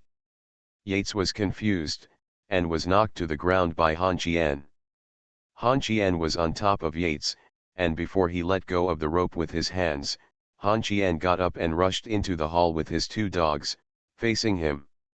Yates, who was in pain all over his body, didn't care at all. After struggling for a while, Han Qian finally calmed down the two dogs. He glanced around and found a table of people who wanted to eat dog meat. There were a few familiar faces among them. Han Qian turned to look at Yates and pointed. At a table at the entrance of the yamen, Yates sat on the floor, covering his lower back and nodding. Doberman Pinscher and Rottweiler are both large dogs with aggressive tendencies, and their appearance here immediately caused dissatisfaction among many guests. But no one said anything. Because the guy holding the dog was not a fuel-efficient guy, Han Qian grabbed the collars of the two dogs and stood at the table at the Yamen gate, squinting and smiling. "Lao Gu, you want to eat my dog? I brought it to you. Who is it?" "Ask the kitchen to send 2 knives, Lao Gu, do it yourself." Han Qian's dog? There is no one sitting here who does not know Han Qian. There is a young man who is the best dancer in the city. He has no background, no power, and no money. This young man has no one in the Yamen who is not afraid of him. Director Gu stood up and chuckled. "How come Mr. Han has the leisure to come to Yashai Pavilion today?" Manager Ye said these 2 dogs belong to her family. Han Qian nodded seriously. "Yes. It belongs to her family, but she is all mine." "Who do you think the dog belongs to?" "I just heard her say that she wanted to kill the dog and serve it to the guests." "I believe it must not be Director Gu. I just had a conversation with you. It's a joke, we are all old acquaintances, no matter what, Director Gu can't embarrass my family, right?" The man surnamed Gu was confused and looked at Yates in the distance with confusion, then glanced at Han Qian, frowned and smiled. "Young Master Han has a new love." "What a damn new love." "Yates is working part-time as a nanny for me, so he is considered mine." "You don't know these 2 dogs yet, right? Doberman is called Lushenga, and Rottweiler is called Han Qian. How about I call Han Qian, Qian and Lushenga cooked it for you?" Everyone panicked, and the fat man who said Yates style was covered in sweat. He was afraid that he would accidentally offend the little ancestor and let him stay here to eat the plate. Director Gu chuckled softly. Young Master Han really knows how to joke. How could he name a dog based on his own fame? Han Qian frowned and said seriously. "Yates even said that these 2 dogs are hers, don't you understand? How many times should I repeat it to you? You guys eat, I won't disturb you. Remember to settle the bill later. There is a lot of turmoil at the Yamen gate. Be careful." After saying that, Han Qian led the 2 dogs and left. Director Gu's face turned blue and red, but he had no choice. He couldn't afford to offend Han Qian, let alone a small director, he was the director. "Come here and ask him if he dares to eat these 2 dogs in front of Han Qian." There has been a rumor circulating inside the Yamenmen that Han Qian was imprisoned by a top official in the city. Later, it was the Buddha himself who went to the prison to take Han Qian out. Who wouldn't be afraid of something like this? Handing the leashes of the 2 dogs to Yeji, Han Qian took out his mobile phone and made a call. "Lao Luo, do you miss me? Brother? Uncle? Ancestor? I have entrythes and can't drink anymore. If I don't want to drink with you, please send a message inside the Yamen gate. Don't let them come to Yezai Pavilion to bully Yeji. I only snatched such a good person away. If he bullies me and runs away, I will ask you for help at the Yamen gate." People go. Did Gu Yuzhuo go to Yashai Pavilion to eat dog meat? I heard this little girl Wu Qingxi say that Yates raised 2 good dogs, not to mention that the old boy wanted to eat these 2. Why else do you think I called you? Okay, I know about this. I'll give him a call. We have a good relationship. Please show your respect. Drink. Luo Shanda hung up the phone, and Han Qian took the leash and ran to the backyard with the 2 dogs, heading straight to the hunting ground. He wanted to see how powerful this legendary hound was. The result disappointed Han Qian. The 2 dogs stood motionless at the door. Rottweiler raised his paws in the air, too lazy to run. Du Ben looked down on Han Qian. You are listening to novels at Bless Up channel. Wish you happiness and luck. Please subscribe to receive new novels. How do you feel about this novel? Please like and leave a comment. After the divorce, the ex-wife became a creditor. Author, Ahuan. Chapter 591. Mr. Han, the account is settled. Including yesterday, the total is more than 9,300, 300 has been wiped out. Han Qian pointed his bow and arrow at the scarecrow in the distance and whispered. Keep the receipt and surveillance. If they come to trouble you in the future, just send these to Cheng Jin. Don't think that I can always protect you when you are with me, and don't think that because you are a girl, you are on the weak side. Handles and strategies will not choose whether the person using it is good or bad, male or female. If Xiao gear is smarter, it can also be used. An arrow shot out. Missed. Han Qian picked up another arrow and continued to aim, saying again. If I were you, I would let them eat dog meat today, drive to the city to buy it, and continue to pay for it. They will continue to eat tomorrow, and continue to eat the day after tomorrow. They can buy whatever they eat. If they are willing to pay for it, they will pay for it. When the price exceeds their after earning money, you can threaten them in turn. This method may not have worked before, but it is the best method now. The Yamanman has been investigating corrupt officials. If you want to neutralize my threat to the Yamanman, you can also wait. After cleaning up these things, I'll go catch Feng Lun, and use your brain more from now on, and don't always study me if you have nothing to do. Base. Missed the target again? Han Qian was a little disbelieving, raised his bow again, and continued. Lu Shenga teaches you to be domineering and makes you think that he is your supporter. Once you encounter difficulties, you don't use your brain. Instead, you think about what will happen when Lu Shenga is around and what he will do. How to protect you. A trick that plays on people's hearts, making you think that you can't live without him, and making you regret leaving him. When you go back, he will deepen this concept again and form absolute control over you. Base. The arrow flew out, and this time it did not miss the target. Yates patted Dupan on the head. The proud dog rushed towards the scarecrow like a black sword, jumped up high, knocked the scarecrow down, and bit the arrow on his body. Ya quickly returned to Yates's side. Yates handed the arrow to Han Qian.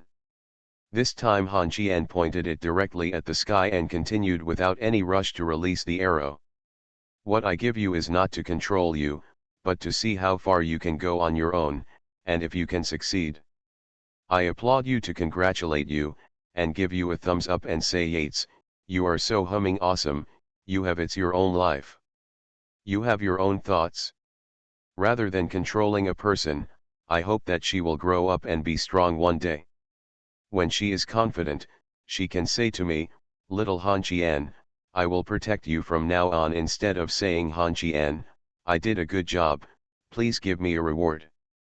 As soon as he finished speaking, the arrow shot into the sky. Han Qian turned around and patted Yates on the shoulder. Fly, miss yet. The arrow fell from the sky and stabbed into the scarecrow's head accurately. Han Qian pretended to be cool, but unfortunately he didn't see it. The bow and arrow were handed to the waiter who had become a fangirl. Han Qian led Han Qian towards the back hill. Yates followed closely behind him. Doberman clung to his master's calf and never left. Behind them was the hotel manager. Personnel. Su Hongchang is off work today. It is said that he went home to beat his unfilial son. Yates followed Han Qian and whispered. I know why so many women like you. If you know, be careful. I would rather face 10 Lu Shenga or Feng Lun than let Wen Nuan and Yan Qingqing meet. I am like an idiot when it comes to feelings. To put it bluntly, I am a pure scumbag who likes everyone. I don't want to hurt anyone, but I don't know that I am hurting them, so. You have to be careful. You have to be on guard against me, I'm very horny recently. You know the taste of food. Teacher Tong is not a virgin anymore. Miss Yep, stop being so gossipy and talk about business. After being exposed, Han Qian was a little flustered and embarrassed. Yates did not ask further questions and whispered about the development of the mountain behind the hotel and the hunting garden party. It may be somewhat cruel, but this is the most novel marketing method. Yates, in other words, She prefers to see young guys riding horses and shooting arrows, rather than seeing them put on lipstick and foundation to show off their looks. A man should look like a man. Han Qian said softly, and Yates shook his head gently. Those who are soft-hearted have little potential. Don't say you are soft-hearted. I have read all your fight records and you are cruel and cruel. There will be a party at the Yamanmen next month. I guess no one told you about this and they don't want to. You go and participate. Han Qian had a headache when he mentioned the party and sighed. If you don't participate, you will feel like you are saying hello to the Lord of Hell once you go there. It's scary. The first time was Feng Lun, the second time was hooking up with Depeo and Kui Li, and the third time was hooking up with Depeo. I almost got bitten by a dog when I went to burn incense in the temple. I've heard about this. Don't worship the Buddha when you see it, don't bow your head when you meet the temple. Mr. Han, can you please don't be so proud? The news I received is that the Yamanmen seems to be developing this mountain next to Yezai Pavilion. It means building a villa and tourism. I have calculated that if this mountain is to be developed, the government office must first dispose of all the land in Dongcheng, and then make up some. It is estimated that companies in the city will receive engineering tasks. Binhai City, your reputation is quite big now, and your information will be picked up this afternoon, so be careful of internet abuse. Han Qian curled his lips and let Roina go to play by himself. He stood on the mountainside and looked at the sea in the distance, smiling. Is it because of what happened to Wu Qingxi? I don't go online, so I can be as violent as I want. It doesn't necessarily mean who is dangerous when you meet an extreme person. The person you want to thank at the Yamanmen is not me, but Feng Lun, huh? Wu Qingxi has always wanted to make a TV series about the Mid-Autumn Festival Gala. Do you think this is a kind of publicity for our city? Who should I ask for the money? Mr. Han, the money-spreading boy, is short of money. I'm short. I only have a few dozen yuan in my pocket, and I still owe Nuanuan more than 4 million. To be precise, I don't want the Yamanmen to take advantage of me in vain, don't you think so? While talking, the two dogs didn't know what they found, and they were galloping wildly in the mountains. Yates took a glance and said softly, Mr. Han, you are very strange. You are a money addict and you don't care about money. Han Qian frowned and looked at Roina and said softly, it's not weird, it's confidence. Otherwise, I wouldn't dare to delay my mother's condition, let alone promise to repay the huge debt of 4 million. You can change the name of this dog in the future. Doberman chases rabbits. He is so good, and this one hedgehog's competing against each other? The hedgehogs screamed.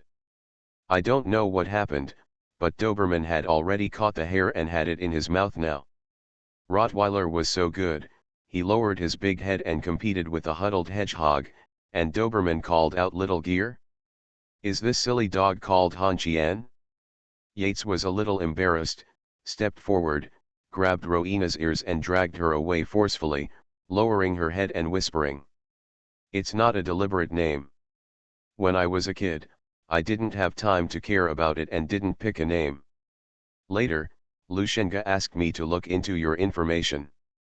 I muttered your name from time to time and it remembered it. When I called your name, it ran over. It's been a long time, It's easy for you, right? What about Doberman's name? It's intentional. On purpose. Is there any way to open a real gun shooting gallery? Yates shook his head and replied softly. I have considered it, but because Wu Sigwan and I are close, and Wu Sigwan is close to you, the people at the Yamen gate told me directly that there would be no guns where Han Qian is. He couldn't control himself. We can enclose a piece of land and build a farmhouse after obtaining the land use certificate, but if we build a villa in the mountains, this cannot be done, and we can only do it based on the word wild. Han Qian took the rabbit from Du Bin's mouth and threw it to the security guard below. You guys have extra food tonight. After saying that, he glanced at Yates and said softly, "The hotel is given to you. You and Su Hongchang discuss what to do. If Kui Li or Fen Lun comes one day, don't say that you are not familiar with me, otherwise they will kill you. To be honest. Say I sent you a photo. Go down the mountain. I keep talking about unnecessary things all day long." Returning to the hotel, Han Qian saw the Audi R8 parked outside. "Is Cai Qinghu here? I saw the car but not the person, but the sound reached my ears." "Mr. Sir. I'm here to protect you. Little carrots are fighting for your life." "Huh? Where did these two dogs come from? Why is this Rottweiler lame in its front paws?" Cai Qinghu reached out and patted Rowena on the head. Han Qian curled his lips and said disdainfully, "The silly dog pricked the hedgehog's claws, and Wu Qingxi is looking for me to fight for her life. Where is she?" As soon as the words fell, Wu Qingxi appeared in the hall, dressed in a black outfit that made Han Qian panic. He really couldn't beat this tiger girl. Wu Qingxi gritted her teeth and glared at Han Qian. Han Qian said quickly when he saw this, "Don't call me Han Qian." When the two words came out, Han Qian stretched out his hand to cover his eyes, but Rowena, who was lame on one leg, suddenly became energetic. He stood up and rushed towards Wu Qingxi. His leg was no longer lame and he was energetic. Such a big guy rushed over. Wu Qingxi was so frightened that she climbed onto the table and screamed, "Han Qian, Han Qian, Han Qian, get the dog away, I'm afraid of dogs." "Woof woof woof. Han Qian. Woof. Han Qian. Woof. Eh? Han Qian Han Qian. Woof woof. Han Qian Han Qian Han Qian Han Qian. Woof woof woof." Wu Qingxi seemed to have discovered a new world. She raised her head and looked at Han Qian expectantly. She pointed at Rowena who was squatting at the table and said softly, "Did you hear it? When I call your name, it screams, as if it's called Han Qian. It's interesting." At this time, Han Qian had already stepped forward and grabbed Rowena's collar. He ignored Wu Qingxi and turned his head to glare at Yates. "You go back and change its name. After all, I am a well-known figure in the city." Han Qian. Woof. Wu Qingxi was addicted to playing and was no longer afraid. She got off the table and tentatively touched Rowena's head and shouted softly, "Han Qian." Wu. Rowena lay on the ground. Wu Qingxi raised her head and looked at Han Qian, grinning. "Huh? Dual names. I've seen people with the same names, but I've never seen people with the same names as dogs. He, Han." Han Qian and Rowena looked at Wu Qingxi at the same time. Cai Qinghu in the distance couldn't help it and smiled. "Ms sir, ha ha ha ha ha ha. Rottweiler, this silly dog, ha ha ha ha ha."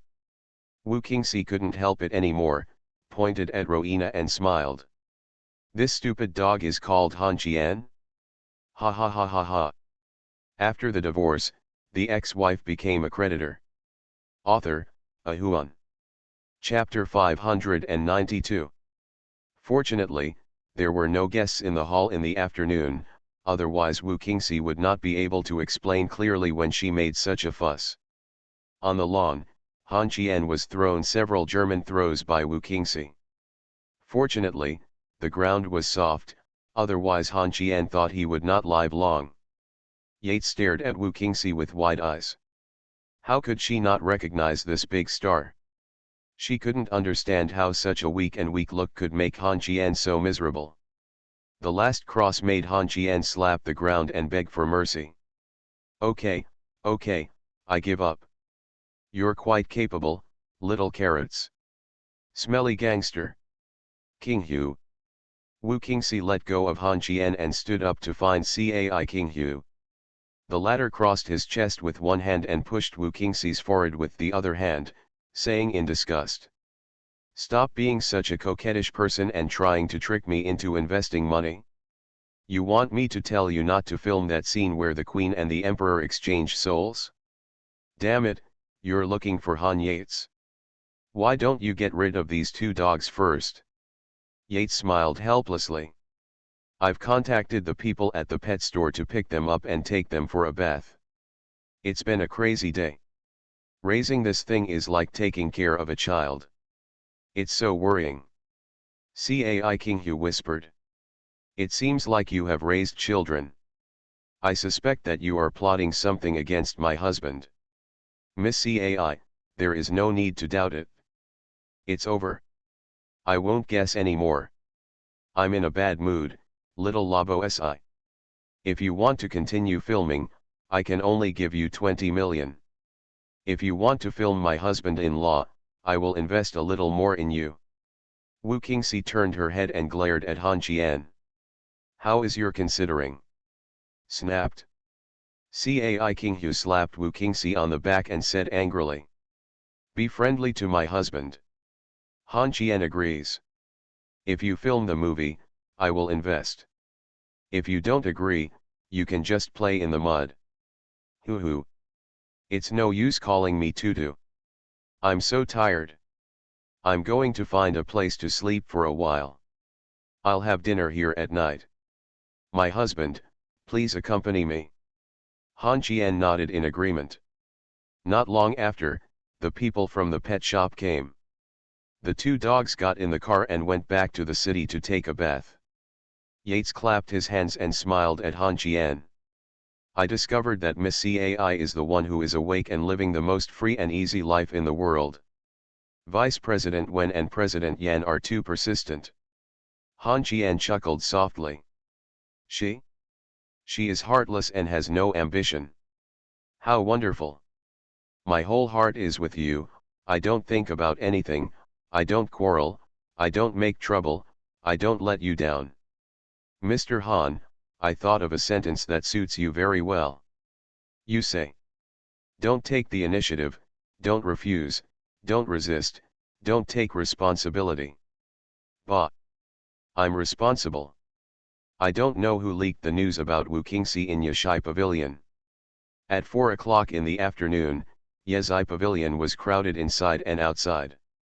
In order to avoid causing trouble, Han Qian called Tu Xiao for help and asked him to bring people with him. Came over to maintain order, and Han Qian also called Li Jinhai. We are all relatives, there is no obstacle that we cannot overcome. Li Jinhai sent someone over to maintain order, and tables and chairs had to be added to the hall. Yates was very excited about this, and he and Su Hongchang were busy with the conductor. Wu Qingxi was hiding in the backyard enjoying leisure time with Cai Kinghu. She was already used to this kind of scene. It is commonplace. Whispering about whether to put on an apron and go cook, Cai Kinghu closed her eyes and said nothing. Wu Qingxi thought about it and got up to find Han Qian and asked how much the appearance fee was.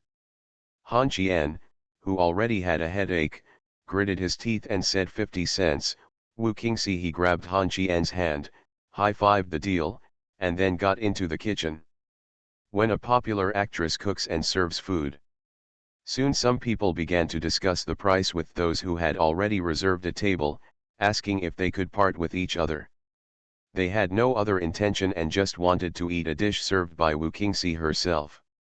At 4:40, Guan Yunbiao came over with someone to take charge of security and help take care of the guests. Crouching Dragon and Phoenix Chick held their arms and pinched their chins while looking at Wu Qingxi, who was busy in the kitchen and fell into deep thought. Guan Yunbiao asked seriously. Brother Han, with Brother Yu's establishment, Wu Qingxi as an artist, should he perform on stage so that we can still sell tickets? Han Qian turned his head and looked surprised. What Brother Guan said is absolutely true. Wu Qingxi should be allowed to come on stage and perform a German-style back throw for everyone. Throw me? No. Brother Han is so unacceptable. She is a little girl after all. Why don't you put the stove up? The sound of the two playing around was heard by Wu Qingxi, who raised the spoon in her hand to threaten them. Han Qian took a step back and said seriously, "Brother Guan, you often watch TV. Have you ever heard Wu Qingxi sing?" Guan Yunbiao turned his head and whispered, "It's best not to listen. It is said that she is as good as the Empress of the East Palace." As soon as the words fell, Guan Yunbiao and Han Qian felt a little cold behind their backs. They turned their heads at the same time and found Wen Wen standing behind them. Guan Yunbiao immediately knelt down on one knee. "I pay my respects to the Empress of the East Palace." Han Qian was slightly stunned, but also wanted to salute. Guan Yunbiao stretched out his hand to drag Han Qian's knees and said angrily, "What do you want to do? Learn from you. You seem like a big fool. You have lowered our average IQ. I'm going out to be busy." Just as Guan Yunbiao was about to leave, Wen Nuan took a step forward and said angrily, "You said my singing is ugly, right? How can I dare? I only listen to Brother Han's nagging." "Huh? Why are all the people from the Yamen gate here?" Nuan turned his head and found that the people from the Yamen gate had indeed arrived. Cheng Jin, Niu Qiudong and several big leaders in the city were all here. Niu Qiudong stepped forward and stretched out his hand to Han Qian, smiling. "Han Qian, I really don't know what to say about you, timely rain, timely rain." Han Qian was a little confused, blinked and turned to look at Cheng Jin, then Niu Qiudong said again. "Recently, the name of Binhai City has become a household name. There are good and bad aspects of this, but it is all due to your contribution. Where is Miss Wu?" Han Qian pointed confusedly at Wu Qingxi in the kitchen. Niu Qiudong suddenly showed displeasure, patted Han Qian's hand and frowned. "You kid, Miss Wu is a well-known figure after all. How can you let others go to the kitchen to cook?" After saying this, Niu Qiudong pushed Han Qian away and walked into the kitchen. When he saw that he was free, Han Qian grabbed Cheng Jin's arm with both hands and dragged the old man aside. He frowned and asked what was going on. Cheng Jin explained to Han Qian in a low voice. Binhai City used to be just a small city that was not well known. Many people did not know about it, or even heard of it. After Feng Lun's incident, several neighboring provinces and cities finally became aware of Binhai City. Then it was slowly forgotten again. Binhai City is close to the coastline, and there is less land for urban development. Mountains, rivers, etc. still exist, especially the seawater quality in some sea areas is very good. Yamenmen has always wanted to develop tourism. As the heat dissipated, the plan was again and again delayed. But Han Qian has been quite out of the ordinary lately. First, a video of him holding a gun to his head in a hotel was posted online, causing an uproar. Cheng Jin went to the province for a meeting because of this incident, and he couldn't explain it until he was done talking. The gun belonged to Cai Qinghu. She got the gun because of Feng Lun's incident. Han Qian was Cai Qinghu's boyfriend. He had a conflict with Go Daipeo at that time, and Kui Li was also there. Han Qian had no choice but to use the gun to protect the people at the party. Binhai City's name became well known again, and then the popular actress Wu Qingxi came to Binhai City to represent real estate. The popularity was once again increased, and the Yamenmen urgently promoted Binhai City. What really made Yamenmen make up his mind was a piece of hot news recently. Wu Qingxi's rumored boyfriend is from Binhai City.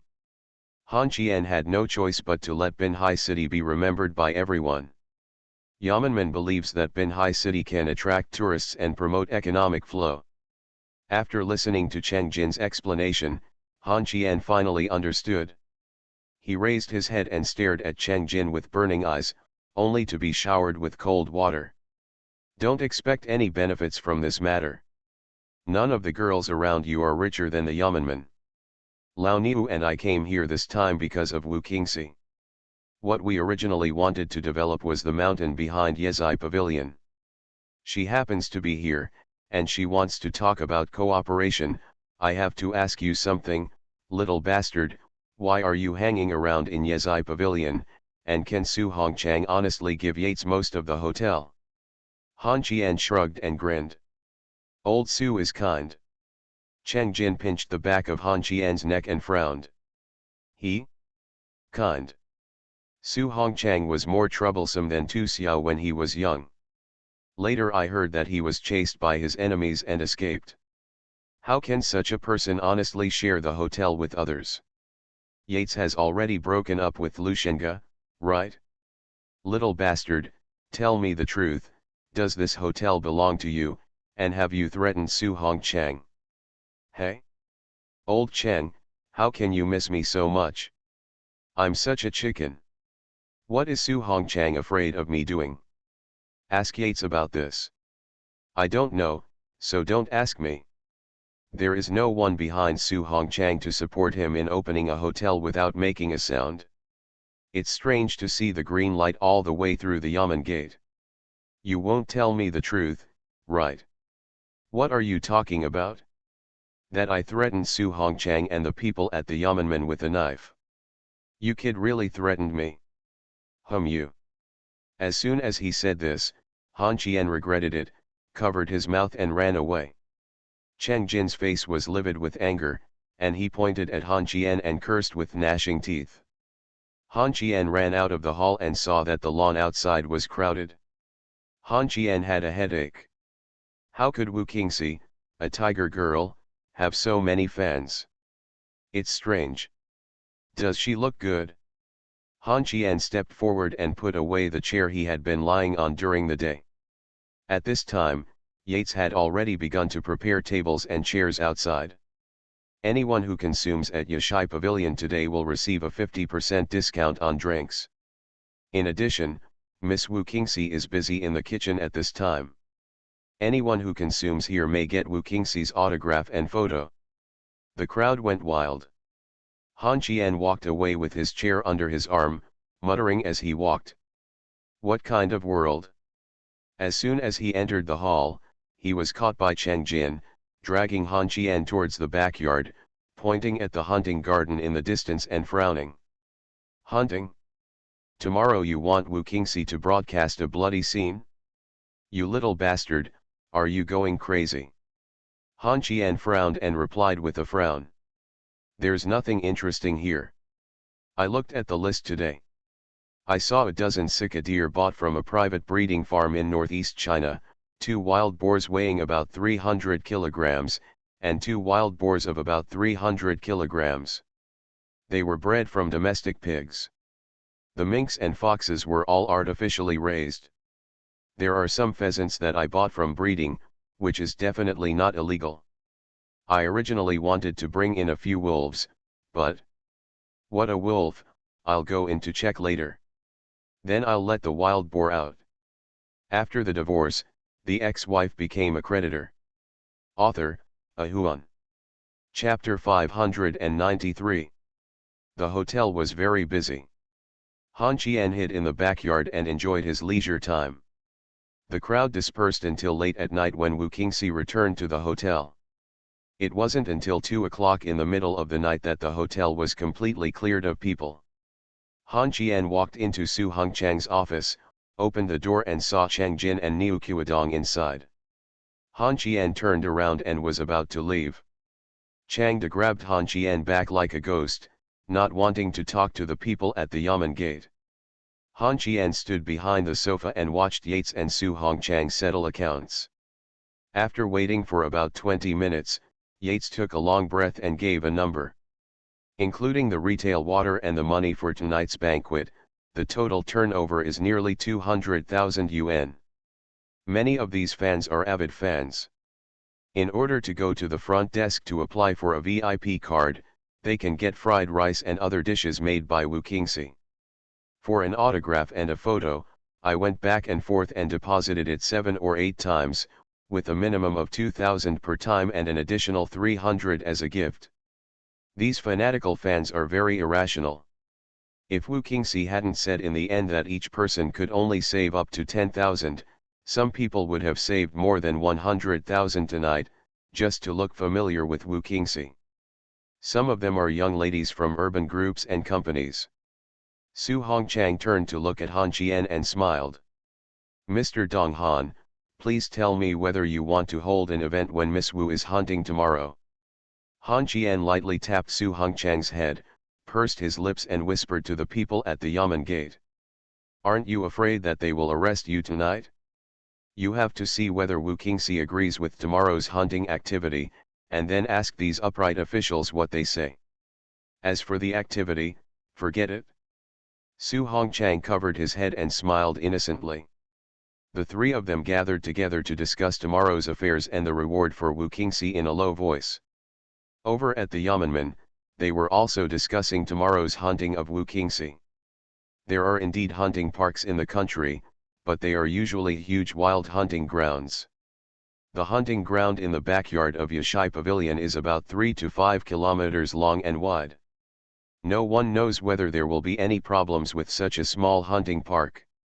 If Wu Qingxi broadcasts the whole hunt live tomorrow, Binhai City's hunting garden will become famous in one fell swoop, and Yezhai Pavilion will also be well known to others. By then, the development of the back mountain will not have to worry about tourism issues. Cheng Jin and Niu Qiudong were very excited. But now there is a problem. Cheng Jin lowered his head and whispered. Old Niu, this hunting gun, I don't want to give it to Yashai Pavilion. After finishing his words, Cheng Jin looked at Han Qian who was lying on the sofa. Yates and Su Hongchang were looking at his face after giving their opinions. Did Yezhai Pavilion have nothing to do with him? There's just no evidence for that. Niu Qiudong glanced at Han Qian, frowned and whispered. That's what I thought too. When this little brat gets angry, I'll take care of him too. If I give him a gun, something will happen sooner or later. This way. I have an idea. Secretary Li will go and call Director Li over.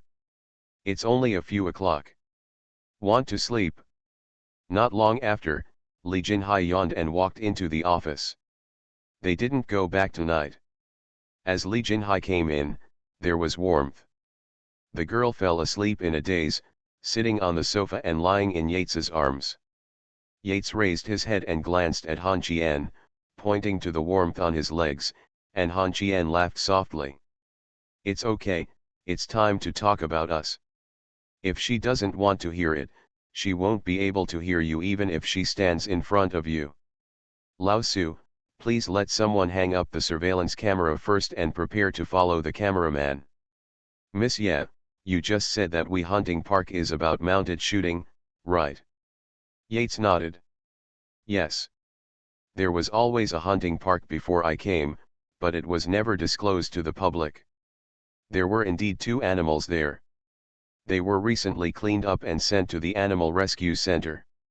As soon as he finished speaking, Han Qian slapped Su Hongchang on the back of the head and cursed with a smile. The 2 beasts you showed me that night. Su Hongchang nodded and whispered. It cost these 2 beasts more than 10,000 yuan to transport them secretly. It would be great if you could give me that 10,000. Come on. Come closer, I'll tell you something. Yates and Su Hongchang approached Han Qian's mouth. Just as Han Qian was about to speak, he found Wen Nuan staring at him with a pair of big eyes, seemingly warning Han Qian to stay away from Yates. Unexpectedly, Yates reached out his hand to cover Wen's eyes in the next second. This action almost frightened Han Qian to the point where he sat on the ground. He suppressed his fear and whispered a few words. Then Su Hongchang got up and went to prepare for the surveillance and camera operators. Yates pinched his warm face. Vice President Wen? Wake up, my legs are a little numb. Nuan looked at Yates sleepily, grinned, and coquettishly as he sat up. Brother Qian, I'm thirsty. Yates smiled, stood up and walked to the yamen door. Han Qian poured a glass of water and sat next to Nuan. The next second, there was a sharp pain in the soft flesh of his waist. Han Qian gritted his teeth and took a breath of cold air. This girl didn't even know that my son didn't sleep. He stretched out his hand and pressed the girl on his lap, patted her shoulder gently, and hummed. "Sleep, sleep my dear baby."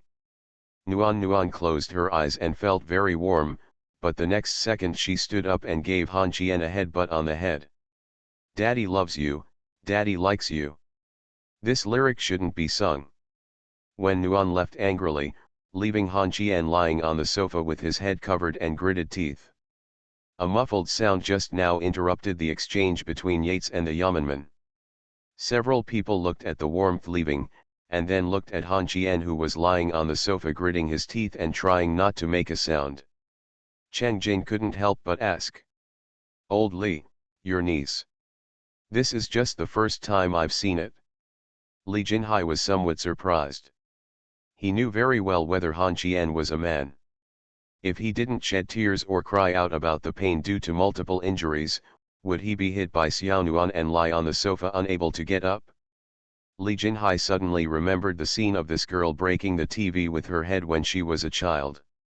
The TVs at that time were not LCD yet. Cheng Jin's eyes twitched slightly and he said softly. "Manager, yeah, please continue." Yates looked away and whispered with lingering fear. "Yezeg is an industry in the city. The little girl has always been grateful for the support of the people in the city and the love of the leaders. In the past, Shuncheng Group sponsored sanitation workers, but now Yezeg is willing to spend 20% of its income every year. The profits are used to help orphans in the city, left behind children, and children studying abroad in 9-year compulsory education. No matter where Yashai Pavilion develops in the future, if you earn 100,000 yuan, you will donate 20,000 yuan, and if you earn 10 yuan, you will donate 2 yuan. Cheng Jin frowned slightly, and Niu Qiudong smiled reproachfully. Manager Ye is very interested. If the city were full of young people like you, there would be no more children in Binhai City who can't afford to go to school. I just don't know which school Miss Ye wants to invest in." Yates chuckled. "Teacher Tong's school, Secretary Niu, please don't blame the little girl for being petty. If this little money is ripped off, there won't be much left in the school. Moreover, these children will inevitably be bullied if they go to some normal elementary schools. Will feel inferior, so I came up with this trick and asked Secretary Niu to agree to the little girl's request." Having said this, Niu Qiudong can still say he disagrees. He agreed to Yates's request and also put forward some conditions for tomorrow's hunting. The hunting park must ensure the personal safety of customers. Nationally protected animals are not allowed to appear. They can be hunted but not cruelly killed. Under certain conditions, the hunting park needs to use tranquilizer arrows and does not allow the use of any firearms, including air guns, toy guns, and a series of other firearms. Bows, arrows, slingshots, daggers, and other cold weapons can be used as hunting tools. In addition, the hunting park must not allow customers to engage in grudges, competitive hunting, etc., and set hunting requirements. Do not hunt too much or trample on life. The hunting park cannot be privately owned by Yezai Pavilion. All expenditures must be submitted to the yeomanman for review and approval. The number, species, and sources of prey in the hunting park must be reported every month. In addition, Han Qian cannot enter the hunting garden, ever. When this condition was proposed, Han Qian suddenly stood up and said angrily. Why? Why? What am I missing?" Cheng Jin walked towards Han Qian, grabbed the evildoer by the neck and dragged him out of the office. Han Qian said angrily to Niu Qiudong. "I'll buy a cow and throw it in there tomorrow." Niu Qiudong was furious. "You little bastard, Cheng Jin, throw him back to me. If you don't spank the child today, do you still think that I, Niu Qiudong, am a spoiled parent?" In the staff dormitory, Han Qian was sitting on the upper bunk, tidying up the bedding, while Cheng Jin was lying on the lower bunk, pressing his hands behind his head and saying softly. "I haven't slept in a dormitory like this for a long time. I didn't expect it to be with a kid like you." Han Qian got into bed, turned off the light and pouted. If it weren't for you, I would be sleeping with my wife now. What does Niukuadong mean? Why can't I enter the hunting park? Cheng Jin kicked the bedboard and said with a smile. You asked Yates knowingly and did not mention this matter. Did you ask Yates to use 20% of the profits to sponsor the school to get an amulet for Yezai Pavilion? Han Qian, I finally discovered it. You can't scheme against others. You can scheme against others. The Yamen Gate is really top-notch. That's because you don't know that I plot against others. How long has it been since Li Dehai disappeared? You didn't notice, right? Hearing this name, Cheng Jin sat up and said doubtfully. If you don't tell me, I really forgot about him. Where did Li Dehai go? Does he have anything to do with you? I've tricked you into going abroad and I don't dare to come back, so. Old man, I'm still very gentle to your Yeomanman. What's going to happen at your Yeomanman's party next month? Party? How did you know? I deliberately told the people at the Yamen Gate not to tell you about the party. Just treat it as if you don't know and don't go to this party. Do you hear me? If you go against the party, something will happen once and for all. Son, this thing is evil, don't go even if anyone calls you, do you hear me? I know, why are you acting like my father, huh? My father beats me if he doesn't say anything. Old man, are you going to beat your son? Fight? Why not fight? I have always believed in one sentence. What? A stick produces a filial son, and a strict teacher produces a wise disciple. Is your son unfilial? Well, let his father sleep on the lower bunk while he sleeps on the upper bunk. You naughty old man took advantage of me. Go to sleep. Be careful of sudden death. It's okay to die at your age. I'm still young. As soon as he finished speaking, Cheng Jin stood up and dragged half of Han Qian's body down from the upper bunk. He picked up his slippers and started to slap the evil man's ass. Cheng Jin gritted his teeth and said angrily. I've been waiting for a day for a long time. You are listening to novels at Bless Up channel. Wish you happiness and luck. Please subscribe to receive new novels. How do you feel about this novel? Please like and leave a comment. After the divorce, the ex-wife became a creditor. Author, Ahuan. Chapter 594. Early in the morning, Han Qian limped downstairs, which made everyone who was already drinking tea on the first floor a little confused. Ji Jing got up and trotted to Han Qian to support him, saying softly, Is your waist frozen? Han Qian stared at Cheng Jin who was drinking tea in the distance without saying a word. Ji Jing just helped Han Qian to sit down, but Han Qian quickly supported the table with both hands and refused, gritting his teeth. Mayor Cheng beat me with the solace of my shoes last night. Where's breakfast? Miss Yet. Where's breakfast? Yan Qingqing, who was sitting opposite Han Qian, said softly. Stop shouting. We've already finished eating. You got up late. Han Qian took out his phone and looked at it, frowning. It's only 8 o'clock. Don't tell me that the old men got up early, but you just gave me the food. I'll just starve to death. After the words fell, Ji Jing whispered. I'll go to the kitchen and have someone cook it. Aunt Ji, you are the cutest one. Han Qian grinned playfully, while Yan Qingqing frowned. Ji Jing, just spoil him. Wu Qingxi and the others are already preparing in the backyard. Why don't you go and take a look? Go. Aunt Ji, just bring me a steamed bun. I'm going to the backyard. After she finished speaking, Yan Qingqing supported Han Qian's arm and walked to the backyard. Han Qian asked her why she was angry, and Yan Qingqing whispered. You're angry with Cheng Jin. Why are you so aggressive? Oh. I said last night that he was old and ready to die. Yan Qingqing doesn't want to talk anymore. Isn't she looking for a beating? I have to say that Han Qian's way of getting along with people is really relaxing, but also quite irritating. There were many people in the backyard. Wu Qingxi put on an antique dark green female knight's costume, with a short knife on her waist. The bow and arrow in her hand was not a modern popular bow and arrow, but a simple ox horn bow.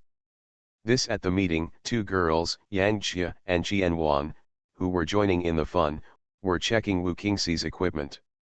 Han Qian took a bite of the steamed bun and found that there was no sugar. He turned to Ji Jing and whispered, "Aunt Ji, if I eat steamed buns, I can eat sugared steamed buns. What do you want me to eat?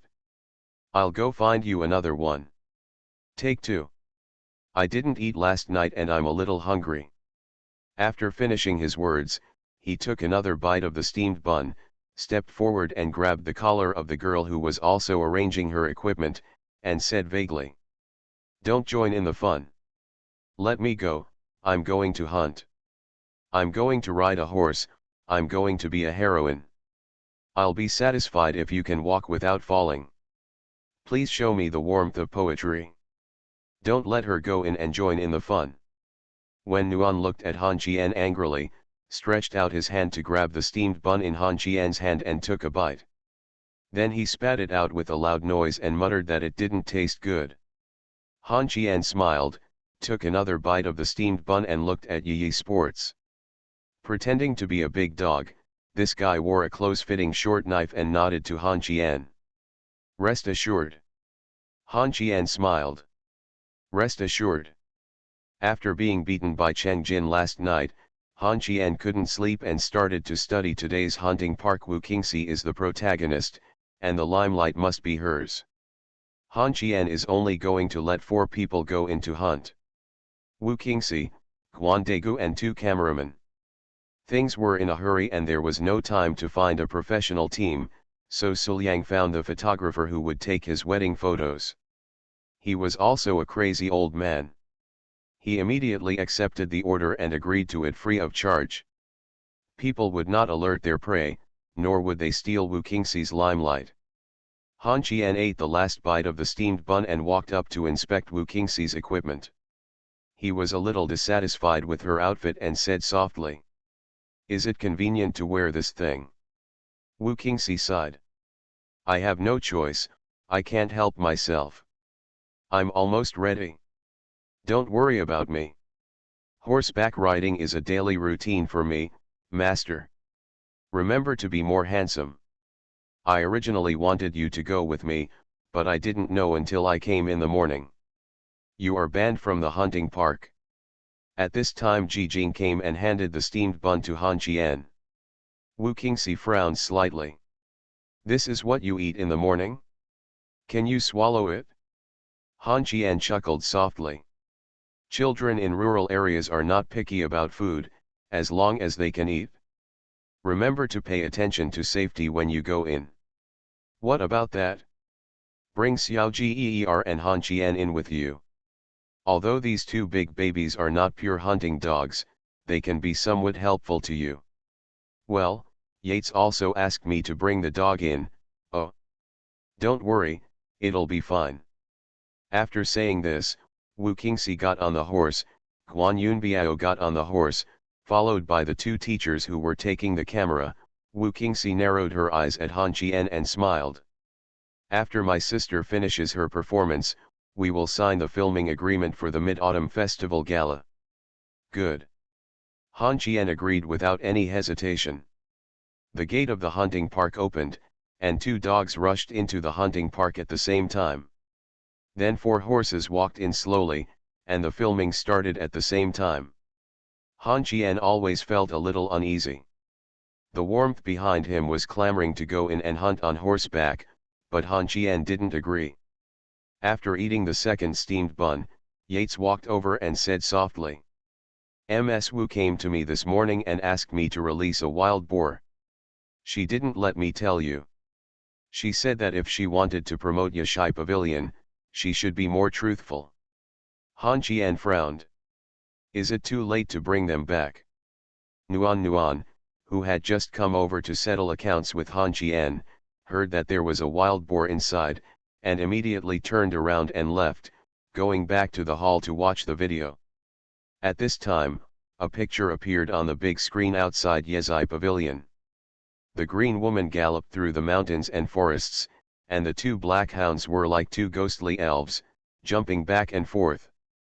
There was a neat exclamation outside the main entrance of the hotel, "It's true." They were really riding horses and hunting. Rottweiler and Doberman were running so fast that it was impossible to see their legs touching the ground in the camera footage. When the road encountered a dead tree blocking the road, Doberman jumped up and Rottweiler crawled past. The horse can be faked, but the whole body of the dog was shot remotely, and in one scene, what everyone exclaimed was Wu Qingxi's riding skills and her professionalism as an actor. What they were chasing at this moment was an adult sika deer. The deer ran very fast in the mountain forest, and then the fans outside the hall let out another burst of exclamations. In the picture, Wu Qingxi let go of the reins with both hands, held the horse's belly between her legs, took out an arrow and placed it on the horn bow. Full bow. The arrow visible to the naked eye flew past the sika deer's body. For 2 seconds, the screen cut to a close-up of the arrow. Penetrating. What do people in the city lack most now?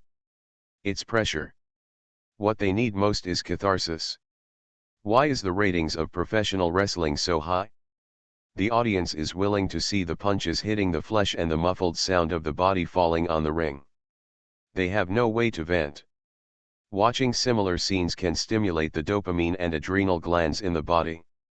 Wait for the surge to satisfy the spiritual pleasure. Isn't the real hunting scene what they want to see at this moment? Furthermore, every man has a martial arts dream in his heart, imagining that he can become a knight, galloping on horseback, and taking pleasure in revenge. Is it galloping on horseback at this time? Is it satisfying? And women always believe that they are not weaker than men. At this moment, it is a woman who is galloping, riding, and shooting. Why aren't they envious? Everyone was watching the video, and at this time Han Qian had quietly entered the hunting ground with a short knife. Something could happen to him, but Wu Qingxi must not. Han Qian didn't want Cai Qinghu's only friend to be in danger because of him. Wild boars are not small game. This thing is much scarier than a wolf. At this time, Wu Qingxi was already in the hunting park. The two dogs ran away without knowing where they were. She took out the fourth arrow and aimed it at the sika deer. The deer seemed to be aware of the danger and dodged left and right. Wu Qingxi gritted her teeth in anger. Just when she was about to release the arrow, a black shadow suddenly appeared on the right side of the sika deer. With a low roar, the black Doberman pounced directly on the sika deer. The frightened deer turned around and collided with the Rottweiler. Everyone outside was stunned by this scene. They were surprised by the cooperation of the two dogs. Yates clenched his fists and looked at Rottweiler sitting on the ground with distressed eyes. She felt sorry for this big baby, but in just a few seconds, Rowena suddenly stood up and pounced on the sika deer, forcing it to the ground. The first deer was upstaged by two dogs. Wu Qingxi turned over and dismounted, stepped forward and called Han Qian softly. Rowena raised her head and looked at Wu Qingxi, showing her fangs. Then she was slapped on the head by Du Bin with his paw. Rowena tilted her head and thought for a long time. Only then did he let go of the sika deer. Du Bin's intelligence surprised everyone. Cheng Jin pointed at Du Bin in the picture and laughed softly. "Old Li, this Doberman is no worse than the police dog in your bureau. It's even a little smarter, right? The Rottweiler looks quite strong, but he doesn't seem very smart." Li Jinhai curled his lips and said, "Doberman is a weird thing. It's smart, but it's neurotic. It doesn't necessarily mean something can make it crazy. These two dogs should have a superior-subordinate relationship. I'm curious about how they are trained. Logically speaking, Rottweiler, a dog like NA, shouldn't be able to obey a Doberman. There's a big difference in size. Look. Is the Doberman starting to act abnormally?" In the picture, Wu Qingxi took out a tag and put it on the Sika deer's butt, and said hello to the camera to indicate that the deer belonged to her. The bloody scene that was originally expected to appear did not appear. But just when Wu Qingxi relaxed, the obedient Doberman suddenly became abnormal, running around and barking, and then the not-so-obedient Rottweiler stood in front of Wu Qingxi and roared. Instead of rushing off like a deer, both dogs stayed where they were, ready for a fight. Guan Yunbiao, who had been hiding behind the camera, took out his short knife and whispered, "Miss Wu, please step back. It seems that something they are afraid of has appeared." Wu Qingxi looked solemn, took out an arrow, pointed it in the direction where the two dogs were staring, and whispered, "I know, I agreed to enter the hunting park just because of this guy. Master, you two go up the tree first." One of the cameramen climbed up the tree, but the old man who took Suliang's wedding photos did not move, holding the camera and filming seriously. Fans outside and people in the hotel noticed something was wrong. Cheng Jin stood up first, followed by Li Jinhai, and walked to the backyard. At the same time, Tu Xiao and Su Hongchang from District 8 also walked to the backyard. At this moment, they discovered that Han Qian was missing. In the hunting garden, Wu Qingxi was out of breath due to the tense atmosphere. Guan Dagu's hands were also sweaty. Doberman had already retreated in front of Wu Qingxi. Rowena took a step forward and held his head high, like a guard. Some people are already fans of these two dogs. They have a clear division of labor and their good looks make it hard not to like them. Listening to the rustling in the grass, Wu Qingxi couldn't help it. She drew her bow and shot an arrow. After the arrow flew into the grass, there was a hissing, and a big black guy appeared in the sight of several people. "It's a wild boar." A wild boar struck by an arrow. Fans held their breath as their love for Wu Qingxi deepened again. At the same time, Cheng Jin had ordered someone to go in to pick up Wu Qingxi, but the hunting park was too big. After the divorce, the ex-wife became a creditor. Author, Ahuan. Chapter 595. Wu Qingxi held her breath, stared at the wild boar that was also staring at them, and whispered, "That's what I came for today." 27-year-old Wu Qingxi has set many goals for herself since she was in college. She studied dance and mixed martial arts. She won a place in a small competition before graduation. She spent a lot of money to find a professional coach to train. She is absolutely capable of acting on her own. No need for a stand-in. Don't be pretentious, don't cry. Practicing riding skills for filming. The wild boar panted heavily at the humans in front of him. At this time, everyone outside the hotel also held their breath.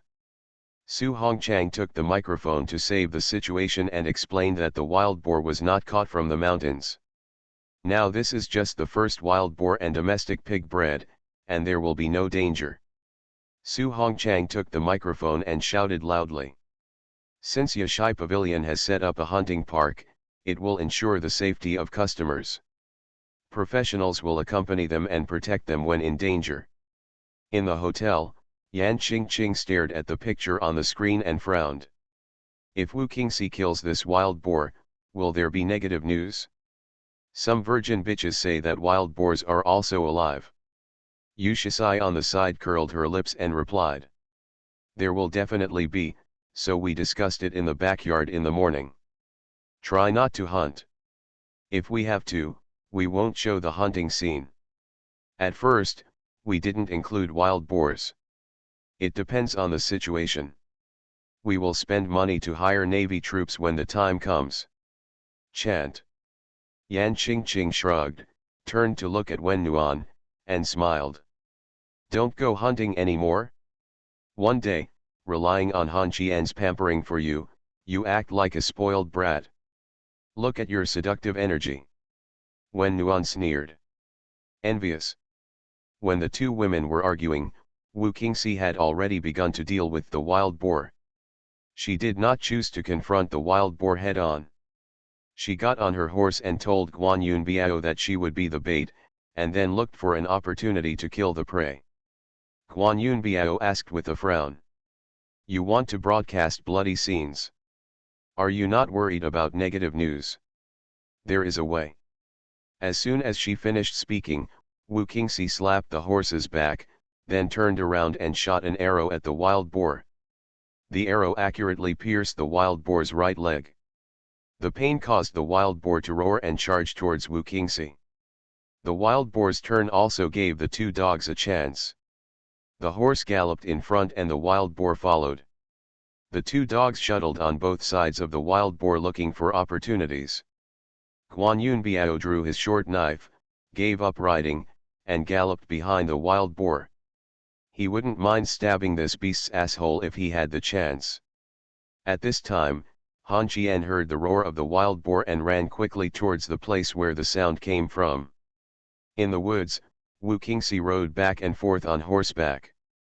2 of the 3 arrows he fired had already hit the wild boar. 1 arrow was on the right front hoof, and the other arrow was on the side. During this period, Wu Qingxi was almost overtaken by the beast twice, if not for the 2 dogs on both sides. Wu Qingxi has long been turned into fertilizer by constantly attacking the wild boar and threatening the beast. Everyone was cheering for Wu Qingxi. In the eyes of these viewers, this wild boar was a gangster who bullied their idol. They wanted to go in and cut this beast into pieces. Careful people discovered that the speed of the wild boar had begun to slow down. Wu Qingxi in the hunting park also told Guan Yunbiao not to rush to take action. The anesthetic has begun to take effect. Although it is still impossible to bring down this big guy, it is only a matter of quantity and time. Problem. Taking the wild boar around in a circle, Guan Yunbiao slowly found a guy squatting on the tree. Guan Yunbiao pointed at Han Qian on the tree and shouted. When did you come in? Did you come down to help? You don't need to chase. The anesthetic has already started to take effect. It's not a real wild boar. It should be enough after delaying it for 5 or 6 minutes. Xiao Han Qian, come back. Han Qian shouted at the 2 dogs, and the 2 dogs turned to look at the guy on the tree at the same time. The Rottweiler stopped obediently and turned around to walk towards Han Qian's tree. As for Doberman, he didn't put Han Qian at all in eyes. Just as Han Qian said, after 4 or 5 minutes, the wild boar stopped chasing Wu Qingxi and turned towards the old cameraman. At this moment, the old man actually chose to stand there and take pictures of the wild boar. Occupational disease? This is mental illness. Han Qian and Guan Yunbiao jumped from the tree at the same time. Wu Qingxi also started to turn back, but it was too late. The cameraman was knocked out. Because of his dedication, those watching on the big screen outside saw the wild boar. The arrows on the body are tricky. It is an anesthesia arrow. The arrowhead is an anesthesia needle.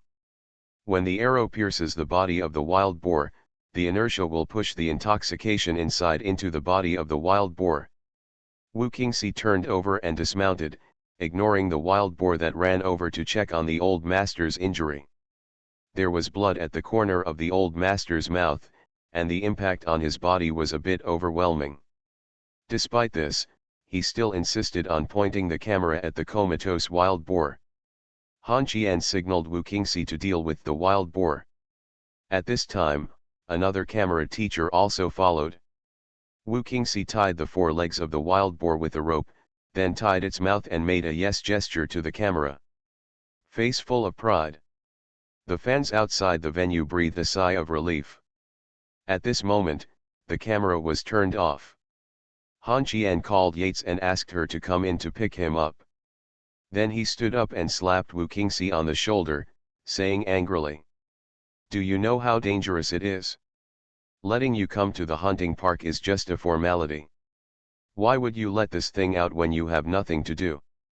Are you crazy? How can I explain to King Hu if something happens to you?" Wu Qingxi covered her shoulders and whispered, "Isn't it okay? Mr. Han, can you give this wild boar to my fans? How much did I buy it for? Although the picture was turned off at this time, the master's camera seemed to have forgotten to turn off the sound. The conversation between Wu Qingxi and Han Qian was clearly heard by everyone outside. At first, they blamed Yashai Pavilion for not protecting Wu Qingxi's safety. Now I know that it is my idol who is trying to die at the same time. I am a little touched. My idol hunts with his own hands just to feed his fans. How can such a star not be a fan or support him? Then there were noisy footsteps, and the sound was turned off. Less than 20 minutes later, the Pinks screamed and rushed to the parking lot outside Yezai Pavilion, because Wu Qingxi drove a carriage in person, and on the carriage was today's prey. Fans consciously did not crowd around Wu Qingxi. They saw the damage to their idol's sleeves, saw the dirt on her face, and saw that the hand holding the bow was shaking slightly. The fans consciously held hands to support Wu Qingxi left away. Wu Qingxi was a little surprised and said with a down-to-earth smile, "Oops. Why are you so quiet today? Where were you so excited yesterday? I asked the hotel people to kill the wild boar and keep them all to eat the meat. I will pay for all the dishes and staple food today. I don't recommend it. Drink, so don't worry about the drink, it's time to kill the radish, no need to be polite. We are a family." Fans were so moved by Wu Qingxi's down-to-earth attitude that some people's eyes were already wet. Fans surrounded Wu Qingxi and walked into the hotel. At this time, people in the hotel also began to prepare tables and chairs to entertain all Wu Qingxi's fans. While Wu Qingxi was enjoying the popularity, Su Hongchang had already gone to the hospital. Han Qian asked him to prepare 100,000 in cash for the master who took the photo, and all medical expenses would be borne by Yashai Pavilion. Without the master's final dedication, it is estimated that there would be a lot of scolding on the internet. Voice. The hotel was busy, and Yates took the two dogs to the city's pet hospital regardless. Rottweiler had a broken canine tooth, and Doberman's hind paw seemed to have been pricked by something, and it was still bleeding. Han Qian, on the other hand, had already been pushed by Cheng Jin into the car at the Yamen gate and returned to the city. When getting on the bus, Han Qian shouted to Yan Qingqing at the door, "Help take care of the hotel, I will definitely come back." Yan Qingqing curled her lips, stood up and walked to the bar, picked up the walkie-talkie and started to direct the work. It seemed that Yan Qingqing had a bad temper, but she had always played the role of Han Qian's wife and would give Han Qian a kind of "I have an absolute support behind me, my woman thinks this way." In fact, every woman around Han Qian has found a role that suits them. She is a wife, a first love, a lover, a harbor of tenderness, an object of affair, and an enemy. They would quarrel and even fight, but no one wanted to take the other's place, couldn't, and didn't want to. Yan Qingqing has been cleaning up Han Qian's aftermath, unable to do big things and dealing with trivial matters. She rarely acts coquettishly and acts softly, because this is not what Han Qian wants to see. Coquettishness already has warmth, and softness already has jijing. Yan Qingqing tried her best to act calm and decisive to reassure Han Qian. Yan Qingqing looked at Wu Qingxi, who was sitting next to her applying ointment, and said softly, "I have contacted the doctor and he will be here soon. Don't do it yourself, be careful of infection." Wu Qingxi lowered her head and whispered, "Can't help it." As soon as she finished speaking, Yan Qingqing took Wu Qingxi's hand and put it on her lap. She took the intercom and told the kitchen to pay attention to hygiene and not be careless. As the sun set, Han Qian dragged his tired body back. The fans had already left, and the hotel employees were cleaning up. Han Qian looked at Yan Qingqing, who was sitting in the lobby in a daze, and stood behind her, squeezing her shoulders. "Gentle Judo. Are you tired?" Smelling the familiar smell of tobacco, Yan Qingqing closed her eyes and leaned into Han Qian's arms, saying softly, "It's okay. I'm just worried about you.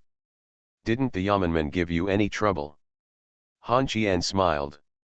How can it not be embarrassing? Niu Qiudong proposed that Wu Qingxi buy a stake in Yezai Pavilion and give her a bit of the hotel. Later, he said that he would compensate for the glory and enjoyment when the back mountain was developed. I didn't agree. I don't really want you and Wen Nuan, we're throwing money here, and we can't tie Wu Qingxi here. Actually, I don't have any objections. You agreed. I will try my best to complete it. I can't let outsiders see our joke. I'm not stupid. How could I not discuss this matter with you? We'll invite Wu Qingxi and Cai Qinghu to dinner tomorrow at the Yamen Gate. I guess I won't be able to run away, and I may not be able to go to work. Just go about your business. I won't care if you go home and sleep. But you can't go hunting in the hunting park. What should I do if my hands are itchy? Touch here. Yan Qingqing grabbed Han Qian's hand, and Han Qian's other hand was a little uncontrollable. Yan Qingqing closed her eyes and took a deep breath, and Han Qian whispered in her ear. Niu Qiudong invited me to attend the party in a month. After saying the words, the ripples in Yan Qingqing's mind disappeared instantly. She turned around and held Han Qian's face in her hands and said seriously. You. No. Can. Go. I don't go. Be good, let's sneak away. To my house. Han Qian's heart was moved, he was really moved. He felt like there was an evil fire running around in his body. The two of them tiptoed out of the front door, and happened to be bumped into by Yates, who was coming back. He frowned and said in confusion. What are you two going to do?